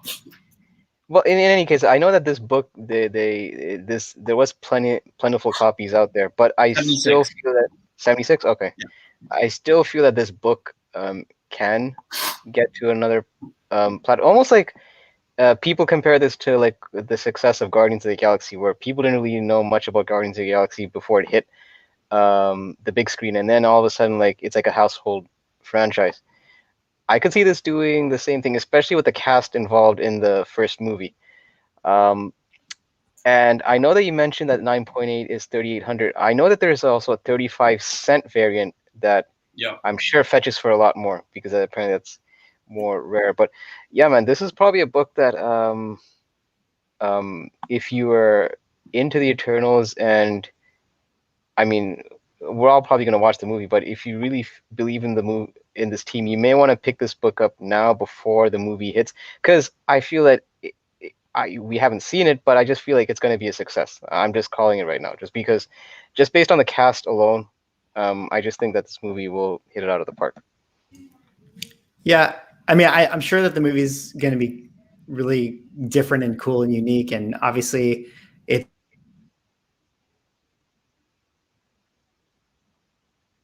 What happened? Did he freeze? I don't know. I thought maybe it was me. No, I thought you froze too, so that's why I kind of like. Oh, shoot. Okay. Well, oh man, swag. It's that Canadian internet, man. Oh yeah, that's true. He's in Vancouver. Huh. Well, I guess that was Swaggle House's exit. I mean, he could have just told me that he was bored with the show. He didn't. Wait, I see a refresh. Okay, he's back. Swag? Back? Yeah. What happened? Oh, you seem like you're shocked that you're on the show right now. I DC'd and I had to refresh. I was like, wait, where did I go? Everyone just started spinning. I'm sorry, were we interrupting something? No. Well, he sopranoed us, man. He sopranoed us. All I saw was just like the spinning refresh window, and I was like, "Is that me? Is that you guys?" He's like swag, and he's like, "Yeah. Am I on?" I'm like, "Yeah, man, you're on." well, as you can see, for as I was saying with the Eternals book here, I'm sure it's gonna be an awesome movie. It's directed by an Academy Award-winning director, so that gives me hope overall that it'll at least be very like well told, well done. Whether or not like it excites people, I don't really know, but it seems like for what it's trying to do, I'm sure it'll be successful at that. But I don't know about you guys, but I don't know anybody in the comic book world that is like, Eternals is my that's my team. I love the Eternal. Like everybody I know who owns this book, like, could not wait to flip their copy. Yeah. So I feel like I'm just like, are you going to be left, holding the bag, after the movie? Like, I don't know. I mean, there's talk that there's going to be a second movie and stuff. So I'm sure like over the long term, like this book will continue to be more popular.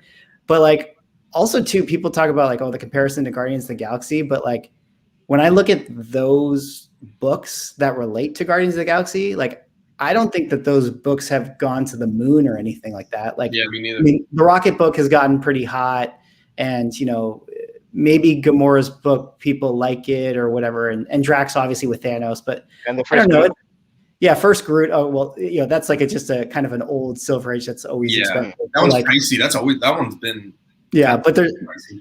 But like the books that are like, Nebula's first appearance or Mantis or like even the first Guardians team, like they've gone up, but like they haven't gone to the moon or anything. So I'm just wondering if Eternals, even if it is successful, will be kind of in the same ship. That Nebula, what is it? Avengers 359. You can that's one of the books. That's like Turok 1. I see that book, not as many copies, but like anytime you go through that Avengers run, you're seeing that book. It's just, yeah.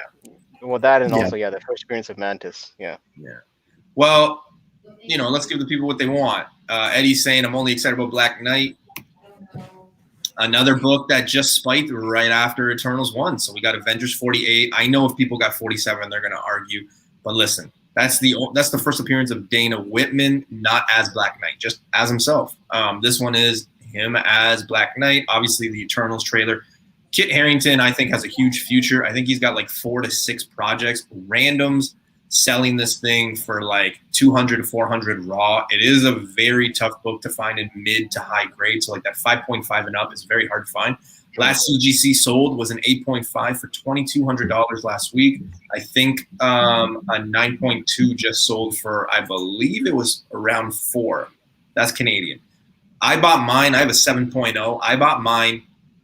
And I really thought that I overpaid. I was talking to Vancouver Comic Junkie. You guys know that he's one of my buddies. He even said I overpaid, and I paid $600 for a 7.0 Canadian, and a 7.0 right now is going for $1,700. So essentially $1,100, and literally all we got from Kit Harington was this. That was it. That was literally all we got. It was one hell of a smolder. You know what I mean? So that was it. And this book spiked, but I mean, this one kind of went hand in hand, right? We knew when we were going to get Eternals, we were going to get this one, and that's what happened. That's the look that you give someone when you tell them, watch how I make this book shoot up. Listen, I do feel that, like, even though I was big on Eternals 1, I do like this one a bit better just because I'm more into actual individual first appearances than team appearances. Yeah. In general. So for that reason, I feel that this book might have longer, more legs to it. And also just, I think it's been announced that Kit Harington is going to be in several projects. So it's not like the Black Knight's going to be like. I don't think anyone believed that Black Knight was going to be one and done. No, he's going to be around in the MCU for a while. So for that reason, this is not a bad buy. But again, this goes back to my thing with Eternals. I don't really know much about the Black Knight as a character. I mean, I'm starting to learn a bit more about him now with the whole Eternals thing coming to fruition. But this would be, I guess, a book that you would buy more from an investment point of view. But unless, listen, you could be a Black Knight fan. I personally am not. Mine's an investment only, man. That's all it was. Exactly. I mean, and that's the only way I'm looking at this book, because there's other characters I'm more into than Black Knight. But again, maybe Kit Harington might shine a spotlight on this character, and I might dig him after a few movies, and I might get into reading some of his comics. So, but as of now, I just look at this as an investment pick. So Yeah. and I think there is definite investment potential in this book. Yeah, I'm definitely a lot higher on this book than I am Eternals 1. I'm trying to do a Grail run of Avengers 1 through 100, and this is one of the Avengers books I still need. So I've already told myself, like, I'm just going to get this like 10 years from now when the MCU is done or whatever. But one thing that I think is kind of interesting, it's kind of cool, is that, the Black Knight, he's like when we talk about like Avengers members, he's actually like in the top, I don't know, 15 or so first Avengers team members. So I feel like there's a lot of potential for him to like have a big run in the MCU. And also the character that Gemma Chan plays, Cersei. You just look at like who are like the two characters that like it feels like the comics have done the most with. It's like Black Knight and Cersei, even though like they're not like A tier or whatever, but they've been involved in Avengers storylines from like the 80s and 90s and things like that. So these are the two characters I think are the most promising as like definitely as investments, and I'm sure they'll be the characters that appear in other movies and Marvel, and when you get the Avengers event film, if not all the Eternals like are showing up, I definitely think that the Kit Harington Black Knight and the Cersei Gemma Chan are showing up in those movies. Yeah, I was looking at what these were going for, even like low grade copies, just to see if there was any money to be made, because I don't know if I'll sell mine right away. My 7.0, it's pretty high, like high grade, and they're a little difficult to come by right now. But looking at some of like the cheaper ones, and like even a 3.0 is like $900, $1,000. That's just like way too much of a buy-in for me to get that book. It's really, really pricey right now. All right, next book. This one just came out last week and it already made the list. Killing the Children. I was only able to get these covers. I mean, obviously the one per store variant. I was lucky enough to get it. I think Hyper did. Swag, did you pick any of these up? I did not pick it up. Something That's Killing the Children is the book that I caught wind of this book around issue number 6, and I felt like I was like, I'm too late. Issue number 6, and then it was like issue 7 came out, and I was like, maybe I should get it. I'm like, I still feel too late. And then every week, new book will come out, and it would get more and more popular. And I told myself I was too late. And then finally, this one, I was like, maybe I should get this one. And then they didn't have it in the store. So this one, well, let's be real, right? This was the first book from a 2-month hiatus. They took a break. The important thing here is, and something that we kind of talk about this on our show a lot is, or investors or speculators will say is, what's the next book, right? Obviously, number 1 is the book. It is Erica's first appearance. However, what is the next best thing when you can't get the first appearance? You go to cameos or origins. Well, we finally got the origin of Erica. The only unfortunate part is everybody and their grandma and their milkman and their mailman knew this book was coming out.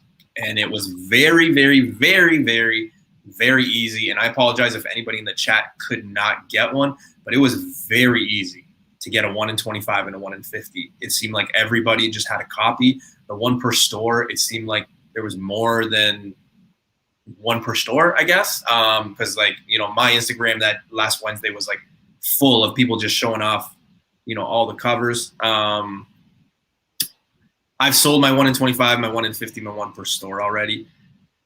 Kept the cover A, cover B, but again, I'm banking on it's a long-term spec. Obviously, when she comes, if they do the movie, if they do her origin story, I don't know if it was a movie or a show, but obviously they have something in the works that's going to happen. But yeah, I think this one is just one that a lot of people I think were like waiting for to come out, but not realizing, hey, everybody's going to get a copy. And like I said, it would just seem like everybody had like the 1 in 25, the 1 in 50.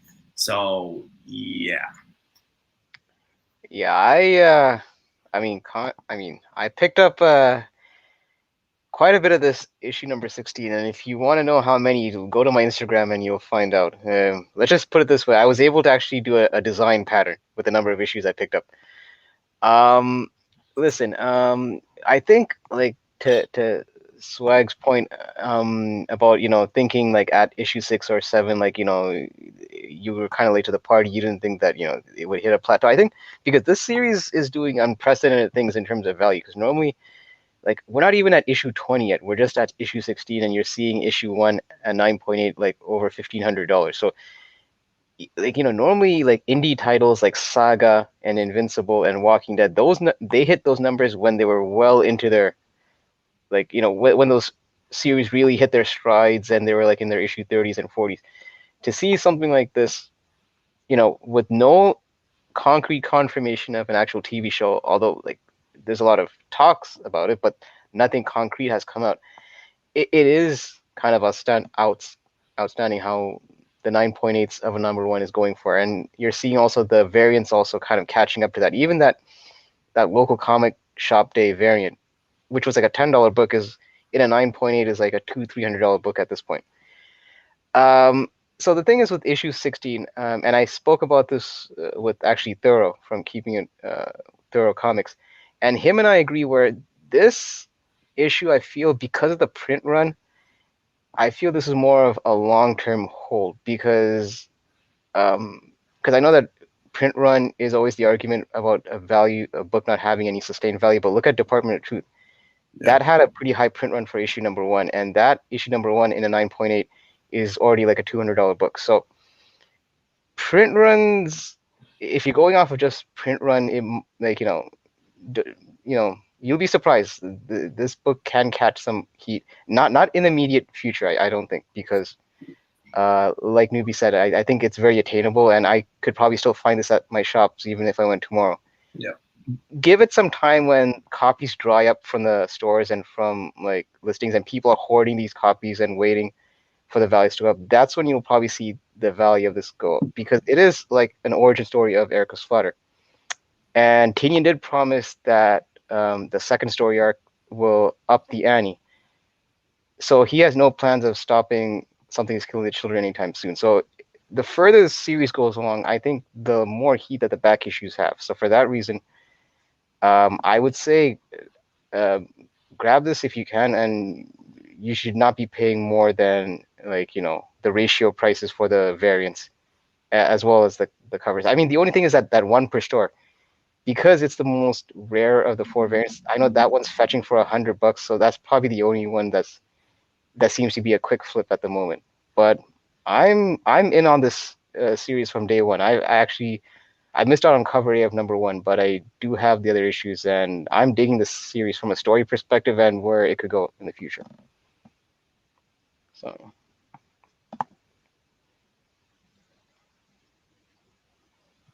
Swag, you're muted. There you go. Oh yeah, yeah. No, I mean, I think for sure this book just seems to keep exploding, like week after week after week. It keeps going up, and if we do get the show, like I feel like this particular book was definitely a smart pickup for an origin story. And even though like this might be whatever the highest printed copy within regards to the run, it still feels like, you flash forward, whatever, 2 years from now when the show is like on air and it's like The Walking Dead and it's like a, water cooler show and everyone's talking about this whole thing. Like it won't matter that there's a high print run with relative to this. This will still be a really, really hot book. If you're someone who's going to sit on it. Yeah. Right. So definitely a good pickup if you could get it. Yeah. And Comikaze, I didn't get the compendium because I didn't want to go down the whole rabbit hole of trade paperbacks and hardbacks for the series, because I know those are also fetching for a premium as well. I just went with the floppies. All right. So next book, we got Secret Wars number 2. And this one, I think, runs into a lot of confusion. I think this one also runs into maybe you should open your comic books. And I get it. If you have this one, I'm sorry. But this is the first cover appearance of Gwenpool. This spiked, 6 days ago, rumors of Howard the Duck and Gwenpool. So this book just like spiked out of nowhere. People were posting it, selling it. It became a thing. Raw copies were selling for, I don't even know. I didn't even put the information in there. That was my bad. But yeah, what people don't realize is this is not the first appearance of her. In a sense, how do you guys feel about that? Because like, yeah, she's on the cover, but it's technically a cover.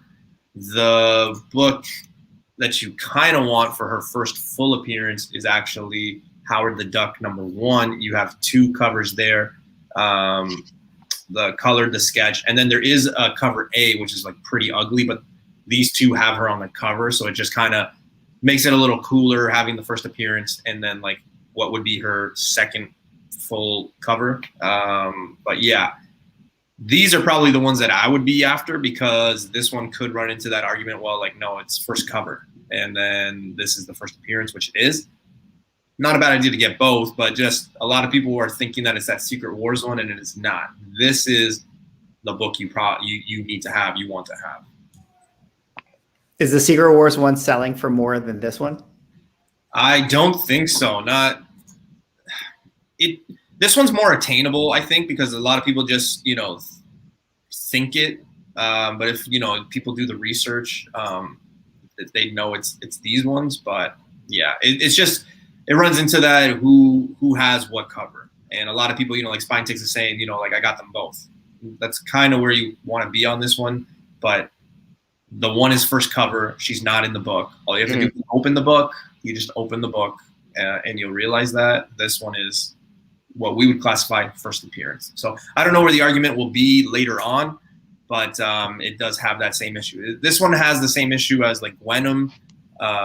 What else? Because she shows up in like nowhere else. I forget the title, but she's on the cover, but she's not in the book, right? And then there's another character that has kind of the same thing. Riri Williams. Yeah, Riri Williams. Isn't that kind of like a Miss Marvel situation, kind of too? Yeah, same thing, right? So a lot of people get confused and go for that Secret Wars. This is her first full appearance. I mean, I know there's Gwenpool fans in the chat. I don't know. I'm not really one of them. I have it, and I'm not either. So yeah. It's not that I hate the character. I just feel indifference toward the character. That's pretty much it. Newbie, did you say that this book is actually heating up, or is it like? Yeah, a few people were like buying it. A few, don't be surprised if you go on Cover Price and take a look. I could be wrong, but yeah, there was a lot of people selling them last week. And yeah, apparently there was a rumor. I didn't see it. I still haven't seen it. So I don't know if it was just hype or whatever, but yeah, I have this book. I have the white cover there. I just got it at a really good price. I think mine's like a 9.6, 9.8. But other than that, I mean, if it didn't work out where it came my way at a good price, I probably would have passed on it. It's not a book I, care too much about. Yeah, it's just that, listen, I'd rather, if we're talking about a different iteration of Gwen, I'd rather go, yeah, of course, my uncle is always with jokes. I'd rather put that money towards like first Spider-Gwen than Gwenpool. I feel that character has a bit more legs than this one. Honestly, I think someone mentioned in the chat, if I find this on the cheap, this would be one of those books that I'd probably buy just to kind of flip or to sell down the road. But that's it. It's not. Hey, if anyone's looking for one, I've got one. I actually gave one away on my show too, so just keep that in mind. Yeah, this is one for sure too. I would if it's hot now and I had copies, I'd probably flip mine right now. I'm not super high on Gwenpool in any kind of way, but I think that they're kind of kitschy covers. I mean, the last cover I think is kind of a cool like Palm Springs vibe. Sell it to Sith. He'll probably buy it. Yeah, I could see people liking it for for the cover. Yeah. I think it's just, one that has a lot of confusion with it and it'll throw a lot of people off. So yeah, just do your research, like we always say, count your sources, don't always just go by one source, but yeah. And, something that our friend Face always says, open your books up. Like if you open your books up, you know that she doesn't show up in Secret Wars. So, all right. Amazing Spider-Man 15 hype. Amazing Spider-Man 15. Yeah, I thought you said Amazing Fantasy 15. That's the So first appearance of Craven. This one's always been a very undervalued book in the sense of like the potential it's probably going to see moving forward. Again, you're talking about early Spider-Man, and just a character that didn't really get the respect of like say like like your like even Sandman, Rey Mysterio. I always butcher that. I always say Rey Mysterio. I can never say Mysterio. Jesus. That 619 always hits Spider-Man. And I'm not even from San Diego, so yeah.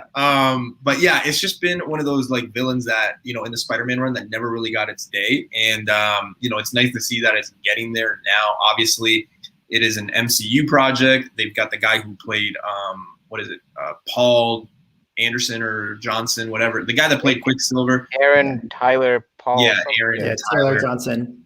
Yeah. If you're watching, sorry I butchered your name. But yeah, so the last CGC sold was a 5.5 qualified for $1,200, and then the last Blue Label CGC sold was a 6.0 for $3,500.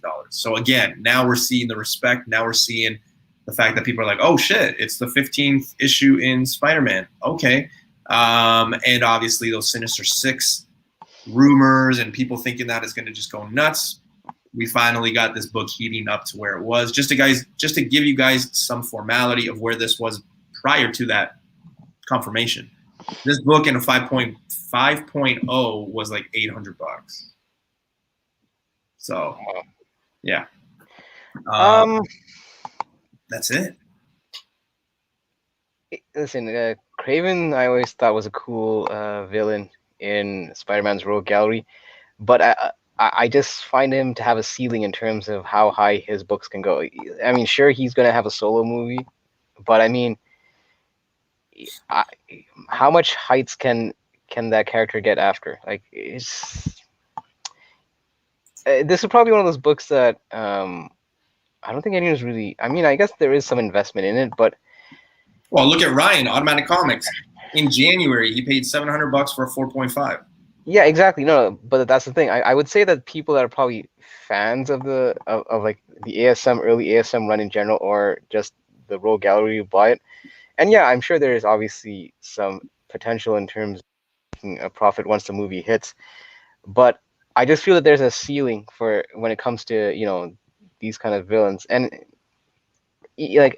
plus in the comics, Craven's, and I go back to like present day comics as well. Craven isn't.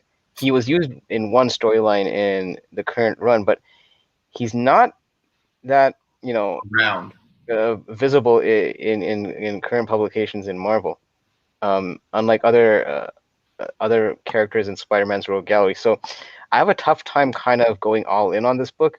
Again, this is probably one of those books that if you're eyeing it, you may want to pick this up before the movie drops or wait until after the movie drops, kind of deal. But yeah. Yeah, this was, I mean, at least in my opinion, this was already to me like an expensive book. So it was always a hard one. Like there had always been these rumors, we were getting all these Sinister Six and Spider-Man and stuff. So it was always going to be a hard spec if you were trying to get your hands on one of those books. Pretty high risk overall. But it does go to show, I mean, where the numbers are at now, there is still some growing room. And it is interesting that he is getting his own movie, a solo movie. And I guess, Sony is trying to do what they can with the characters that they have access to. So, I mean, I know you said Hyper, like you're kind of like on the fence about it, but I don't know, like he might get a trilogy knowing what Sony's trying, they're trying to make like, like they have the characters they have. So, Venom, I'm sure will get a third movie, and I'm sure they'd love to do a trilogy for Morbius. And I don't know, who knows? Like maybe Craven's got a long road ahead of him, and I don't know. Maybe he's one of those characters like after the movie, whatever the movie does with him, that's kind of like his new comic book persona, because it feels like they'll stick to the material, but maybe they'll kind of reinvent him a little bit. Well, remember too, Swag, the news broke as well that like Sony movies are actually going to connect with the MCU. So that came early this week. So that also raised the, that Sinister Six or what could possibly happen. Because once that came out, it was kind of like, okay, well, if they're gonna connect now, whether that means Venom, whoever, what does that look like? People automatically went to this one, Sinister Six. So yeah, that kind of threw that wrench in that pile there. It's just that I guess also in terms of how this character would translate, I think that's where I'm also having a hard time coming around, because like you mentioned, like Morbius, I actually have more faith in that character as opposed to Craven, just because I mean, I think I mentioned this on Sunday's show, like a dude running around in a safari outfit in New York City. I don't know how that's gonna. I mean, I'm sure they'll modernize it a bit, but Yeah. also keep in mind his most iconic storyline in ASM. We know how his fate was in Craven the Last Hunt. So they don't have to follow it like that, though. That's the thing. No, but I mean, you would think that like that was kind of the storyline that put Craven on the map. So I have a feeling that they're gonna at some point touch on that storyline, and like you said, when they start interconnecting with the other characters in the Sony Spider-Verse, I can't see why they wouldn't go to that storyline, because it is probably one of the most highly regarded storylines for Spider-Man fans, I find. Outside of Craven, I would say like when I think of like Spider-Man like villains, I think about like that cartoon in the 90s that I watched. Outside of Craven, and I know it's like so far, like this is issue 15, so give it some respect, right? But like this next character doesn't show up until really late, but a Chameleon, that's another character that really shows up super late. Chameleon was actually part of that Sinister Six team in the show, and people I don't think ever really remember. That's a book that you could find anywhere and everywhere. Like that's a book I see in everybody's ASM collection, flea markets, wherever. So. Yeah. All right. This book I think is going to be very fun to talk about, but we've got a book that was talked about by me. Now, I just want to say this before I go on. Before I met Mel V, I was talking about this book. Again, this goes back to nobody really owned Spec, but the first person that ever really talked about this book that I saw was Mel V. So, show some love to Mel V and those guys over there. Because I know he's got like a stack of these, and he was picking them up when they were like $1. Obviously, I was on it because, well, when Iron Man died, I was obviously saying, man, he's got to come back in some way. What's the best way he can come back? AI Iron Man. But this also has the first appearance of Dr. Doom as Iron Man. I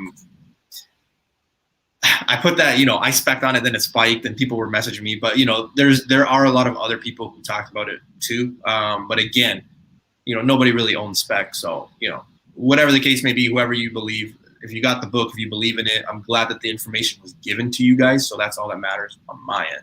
Raw copies were $20. Now they are $60 to $80 for cover A. It's insane. Be careful if you're still trying to buy it and you don't know, if you're not familiar with this book, because the first appearance or the first print has the writing in, so the infamous Iron Man is in white, but the second print is in blue. And if you guys collect those Iron Man stuff, Invincible Iron Man, Riri, and all that stuff, you notice that a lot of the second prints are in the blue. So just make sure you're getting the right copy. You never want to be fooled and thinking you're buying the first print. That's one of the things I can't stand. CGC 9.8 is selling for $500 Canadian. Just to give you a little reference point, I know somebody who bought a 9.8 for $120 Canadian the week before. That will be Vancouver Comic Junkie. He bought a book, 9.8, $120 Canadian, and now it's like at $500. So it's crazy. He got a steal. I told him that even at that price, like I thought it was like a steal. But to see where it is now, it's crazy. Now I will mention this. That's what the second print looks like in blue. I forgot I had the slide. 1 in 25, however, right there, that thing has just, you want to talk about a book that just skyrocketed and just went nuts? A 9.8 was on eBay for the longest time for $300 Canadian. If you go and take a look at what that 1 in 25 is selling for right now, and a 9.8, it is selling for $1,300 Canadian. Yeah.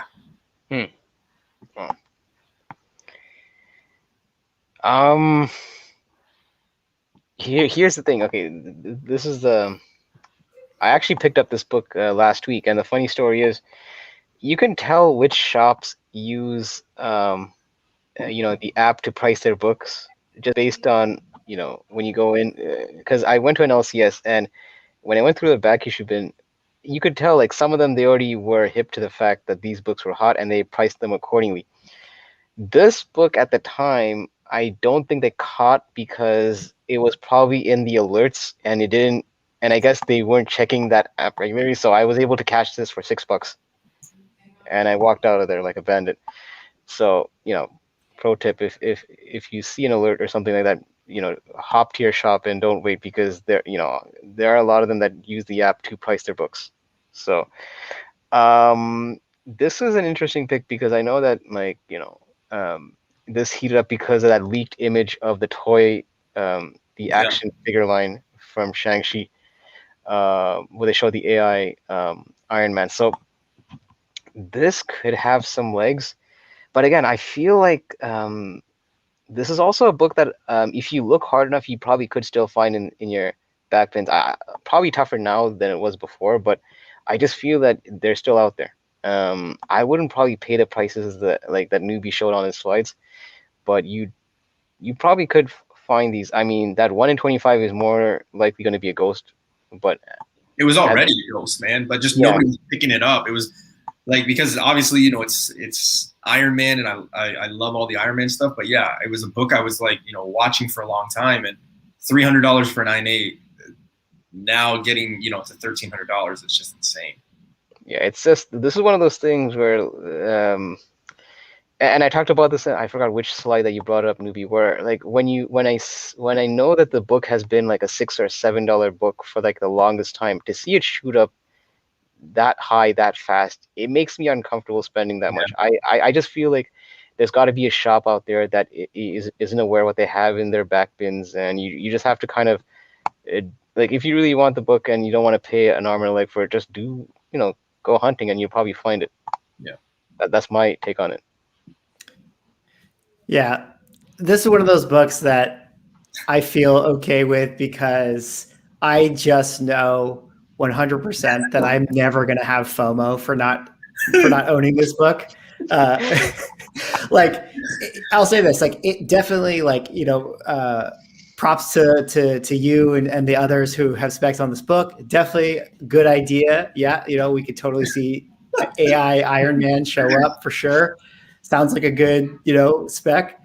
But what was the number on that last night? For $500, whatever. $500. I think it could be up higher, but yeah, $500 right. last week. For $500, man, I could buy a very nice looking Iron Man 1. Like, why do I need to own, AI Iron Man? But look, I'm sure, like, I'm sure, like, like Hyper was saying, if you can find this for $6 or whatever, definitely is a good pickup. And frankly, with the way that the market is reacting to it, I'm sure that if the Riri Williams show rolls around and we have like Robert Downey Jr. as AI Robert Downey Jr., like, I'm sure this book will be selling for $100 for a raw copy. But this is not a book that I'm trying to get for myself or spec on in any kind of way. I like how you're tiptoeing around the subject as if you think the newbie's gonna cut you because it's an Iron Man book or something. You're safe, man. You're safe. Yeah, it's just like $5. Yeah, $5 definitely. This is a 9.8. This is a 9.8 that is priced at $5. And if you watch the video, I did not even pay $5 for this because it was 33% off. Yeah. So it's just like I think it's an awesome looking cover. I don't know how, I don't know if the significance of Dr. Doom being Iron Man is what excites people at all. If it does, like, that makes sense. But I don't know. The AI thing is just tricky. It's like, well, what if he shows up as like just a VO, like a voiceover? Is that representation going to be accurate to this book in any kind of way? I don't know. Like, I think for me, it was always a grab because I'm an Iron Man fan. So like, regardless for me, like it was just always something that I was like, oh, you know what? If he does come back, great. If not, great cover. I like the story. It's my guy. Why not, right? Yeah, it's a great spec, and probably comes to fruition in some kind of way. But it's just like interesting. Of like, yeah. I don't think that this is the one that you hold in your PC for. No, and especially like I didn't expect it to get to this level, but like it's just like that 1 in 25 to get to $1,300. I mean, you start playing the compare game at $1,300. There's other things you could get that could probably quadruple your money like down the road. So Yeah, and I'm with Swag on this one. Like, look, I tend to, unless I have doubles, I tend to have a hard time parting with books in my collection. But if this book reaches stupid numbers, it's hard for me not to justify selling my one copy that I only paid $6 for. Yeah, it's one of those books. Yeah, it's just skyrocketed. It just went crazy. And again, that toy had a lot to do with it. You kind of have to pay attention if you haven't seen it. I think I posted it. There's been a few people that have been posting the toy, but if you actually look on the back and you look at, I don't collect action figures, so I don't know how to say this, but like the collection it's with, it's all Shang-Chi characters, and then you have this one. So it was just kind of one of those that was like, which one doesn't fit here?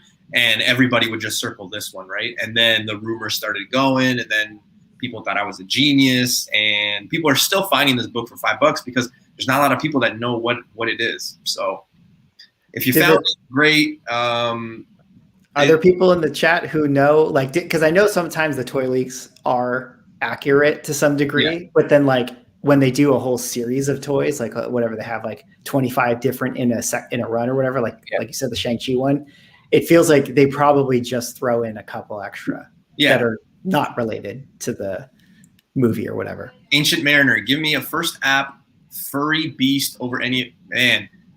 You guys want to talk about a book that is heating the hell up quietly, very quietly, is that Amazing Adventures number 11, which is the first appearance of Furry Beast. And a lot of people sleep on that book. That book in a 5.5 for the longest time, and I know because I bought one, it is right there, my 5.5. I paid $100 for it. If you go and look on eBay right now for a 5.5 in that book, it is selling for $650 Canadian.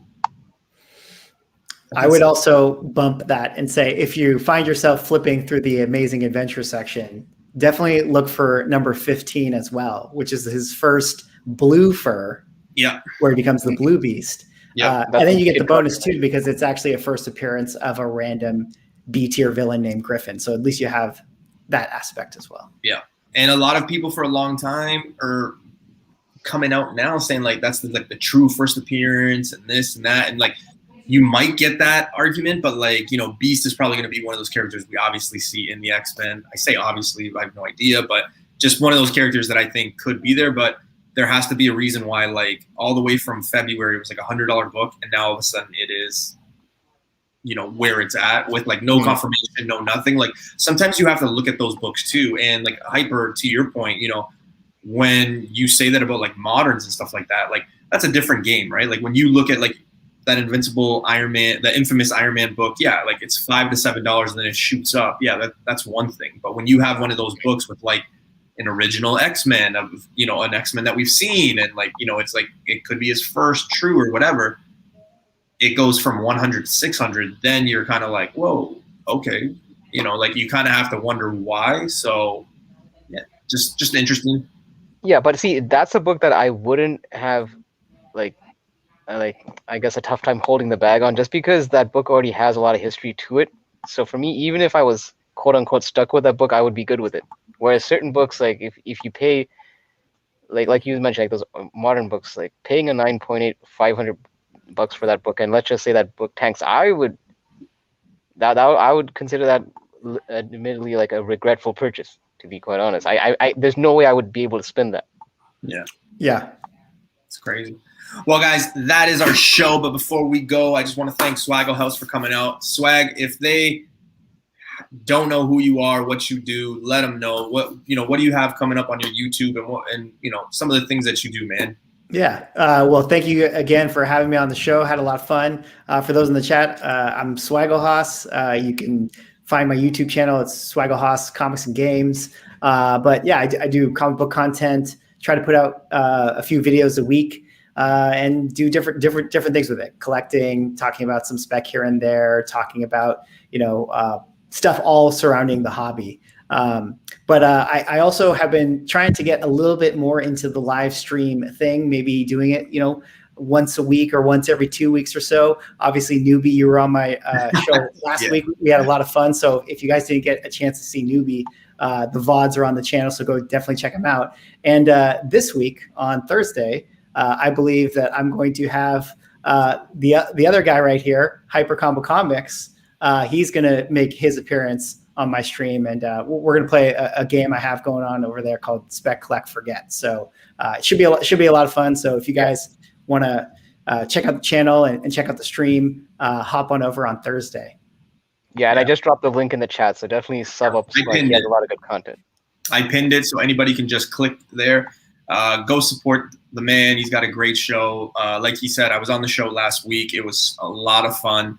I was wearing a sweater, and I remember telling Swag, like, after the show, I was like, it got a little hot with some of the pics and the chat, but like I didn't want to take my sweater off because I was like getting a little hot until like after the show. But it's a lot of fun, man. A lot of great people from the community come and support, and just if you go back to the show, I mean, it's informative. There's a lot of laughs. It's comics, and Swaggle House is one of the nicest guys around. Very informative, as you guys can see. So support the guy. If you don't, you have no excuses. Hype, your turn. What do you have coming up? What's going on in Hyper's world? Yeah, so like Swag mentioned, my next YouTube appearance would be on this Thursday on his show. And yeah, listen, I'm looking forward to especially that hot seat portion when we play that game. Because look, I know for a fact that I'm gonna probably have a lot of disagreements with the books I pick, and I'm ready for it. I'm actually relishing in the fact that I'm going to get some hate in the chat. So looking forward to that on Thursday. It's good. I mean, but you have to pick the emotional picks. I think is the point of the game here. We talked a lot about the spec of stuff today. It's like for us, it's like I just wanted to learn about how you'll take a Hulk 181 over an AF-15 all day. Yeah, because the thing is, obviously, I mean, I could play the whole logical and the logical route, but where's the fun in that? Yeah. So I mean, it's just crazy because you don't know what the chat wants, and I'm not one to follow what other people, but it's just crazy because once you see those twos coming in, you're like, holy shit, and then you start thinking, okay, do I move my pick? Do I switch it? But then you don't want to come out like a sellout or no, you know what? Never mind, I meant this. So but at the end of the day, it's all fun. We all collect differently, and that's one of the aspects that you kind of see when you do play this game is that there's different ways to collect. There's not a right way or a wrong way, but it's fun. So and like Newbie mentioned, Swag has definitely a lot of good content on his show. So even aside from just his weekly shows, check out the other stuff that he drops on his the pre-recorded content as well. So so that's Thursday. That'll great. Thanks. So that'll be Thursday. I really hope something comes up on Sid's agenda that day. Friday, I'll be defending my YouTube TV title on Tony Sanders' YouTube comic wrestling show. Sorry, it'll be my fifth defense. Or fifth, yeah, fifth. Yeah, it'll be my fifth defense. So I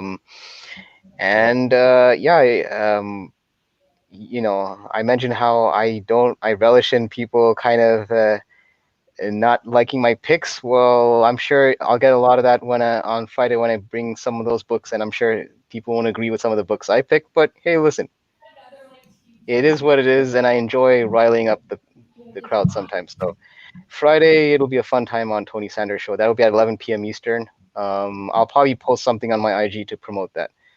And other than that, Sunday I'll be on Newbie's show, and I should be on Face's previously on channel on Monday. So that'll all be busy man. Yeah. Busy man. King Golden State. Shout out to the Canadian Bacon. So guys, ladies, gentlemen, thank thank you for joining. I want to thank again, can't thank him enough, but Swaggle House for joining us. If you guys haven't subbed, make sure you do. Go follow him on IG. Does a lot of stuff. Go watch the video that we did last week and go watch Hyper. That's our show, guys. Thank you so much. Later. Later. Peace.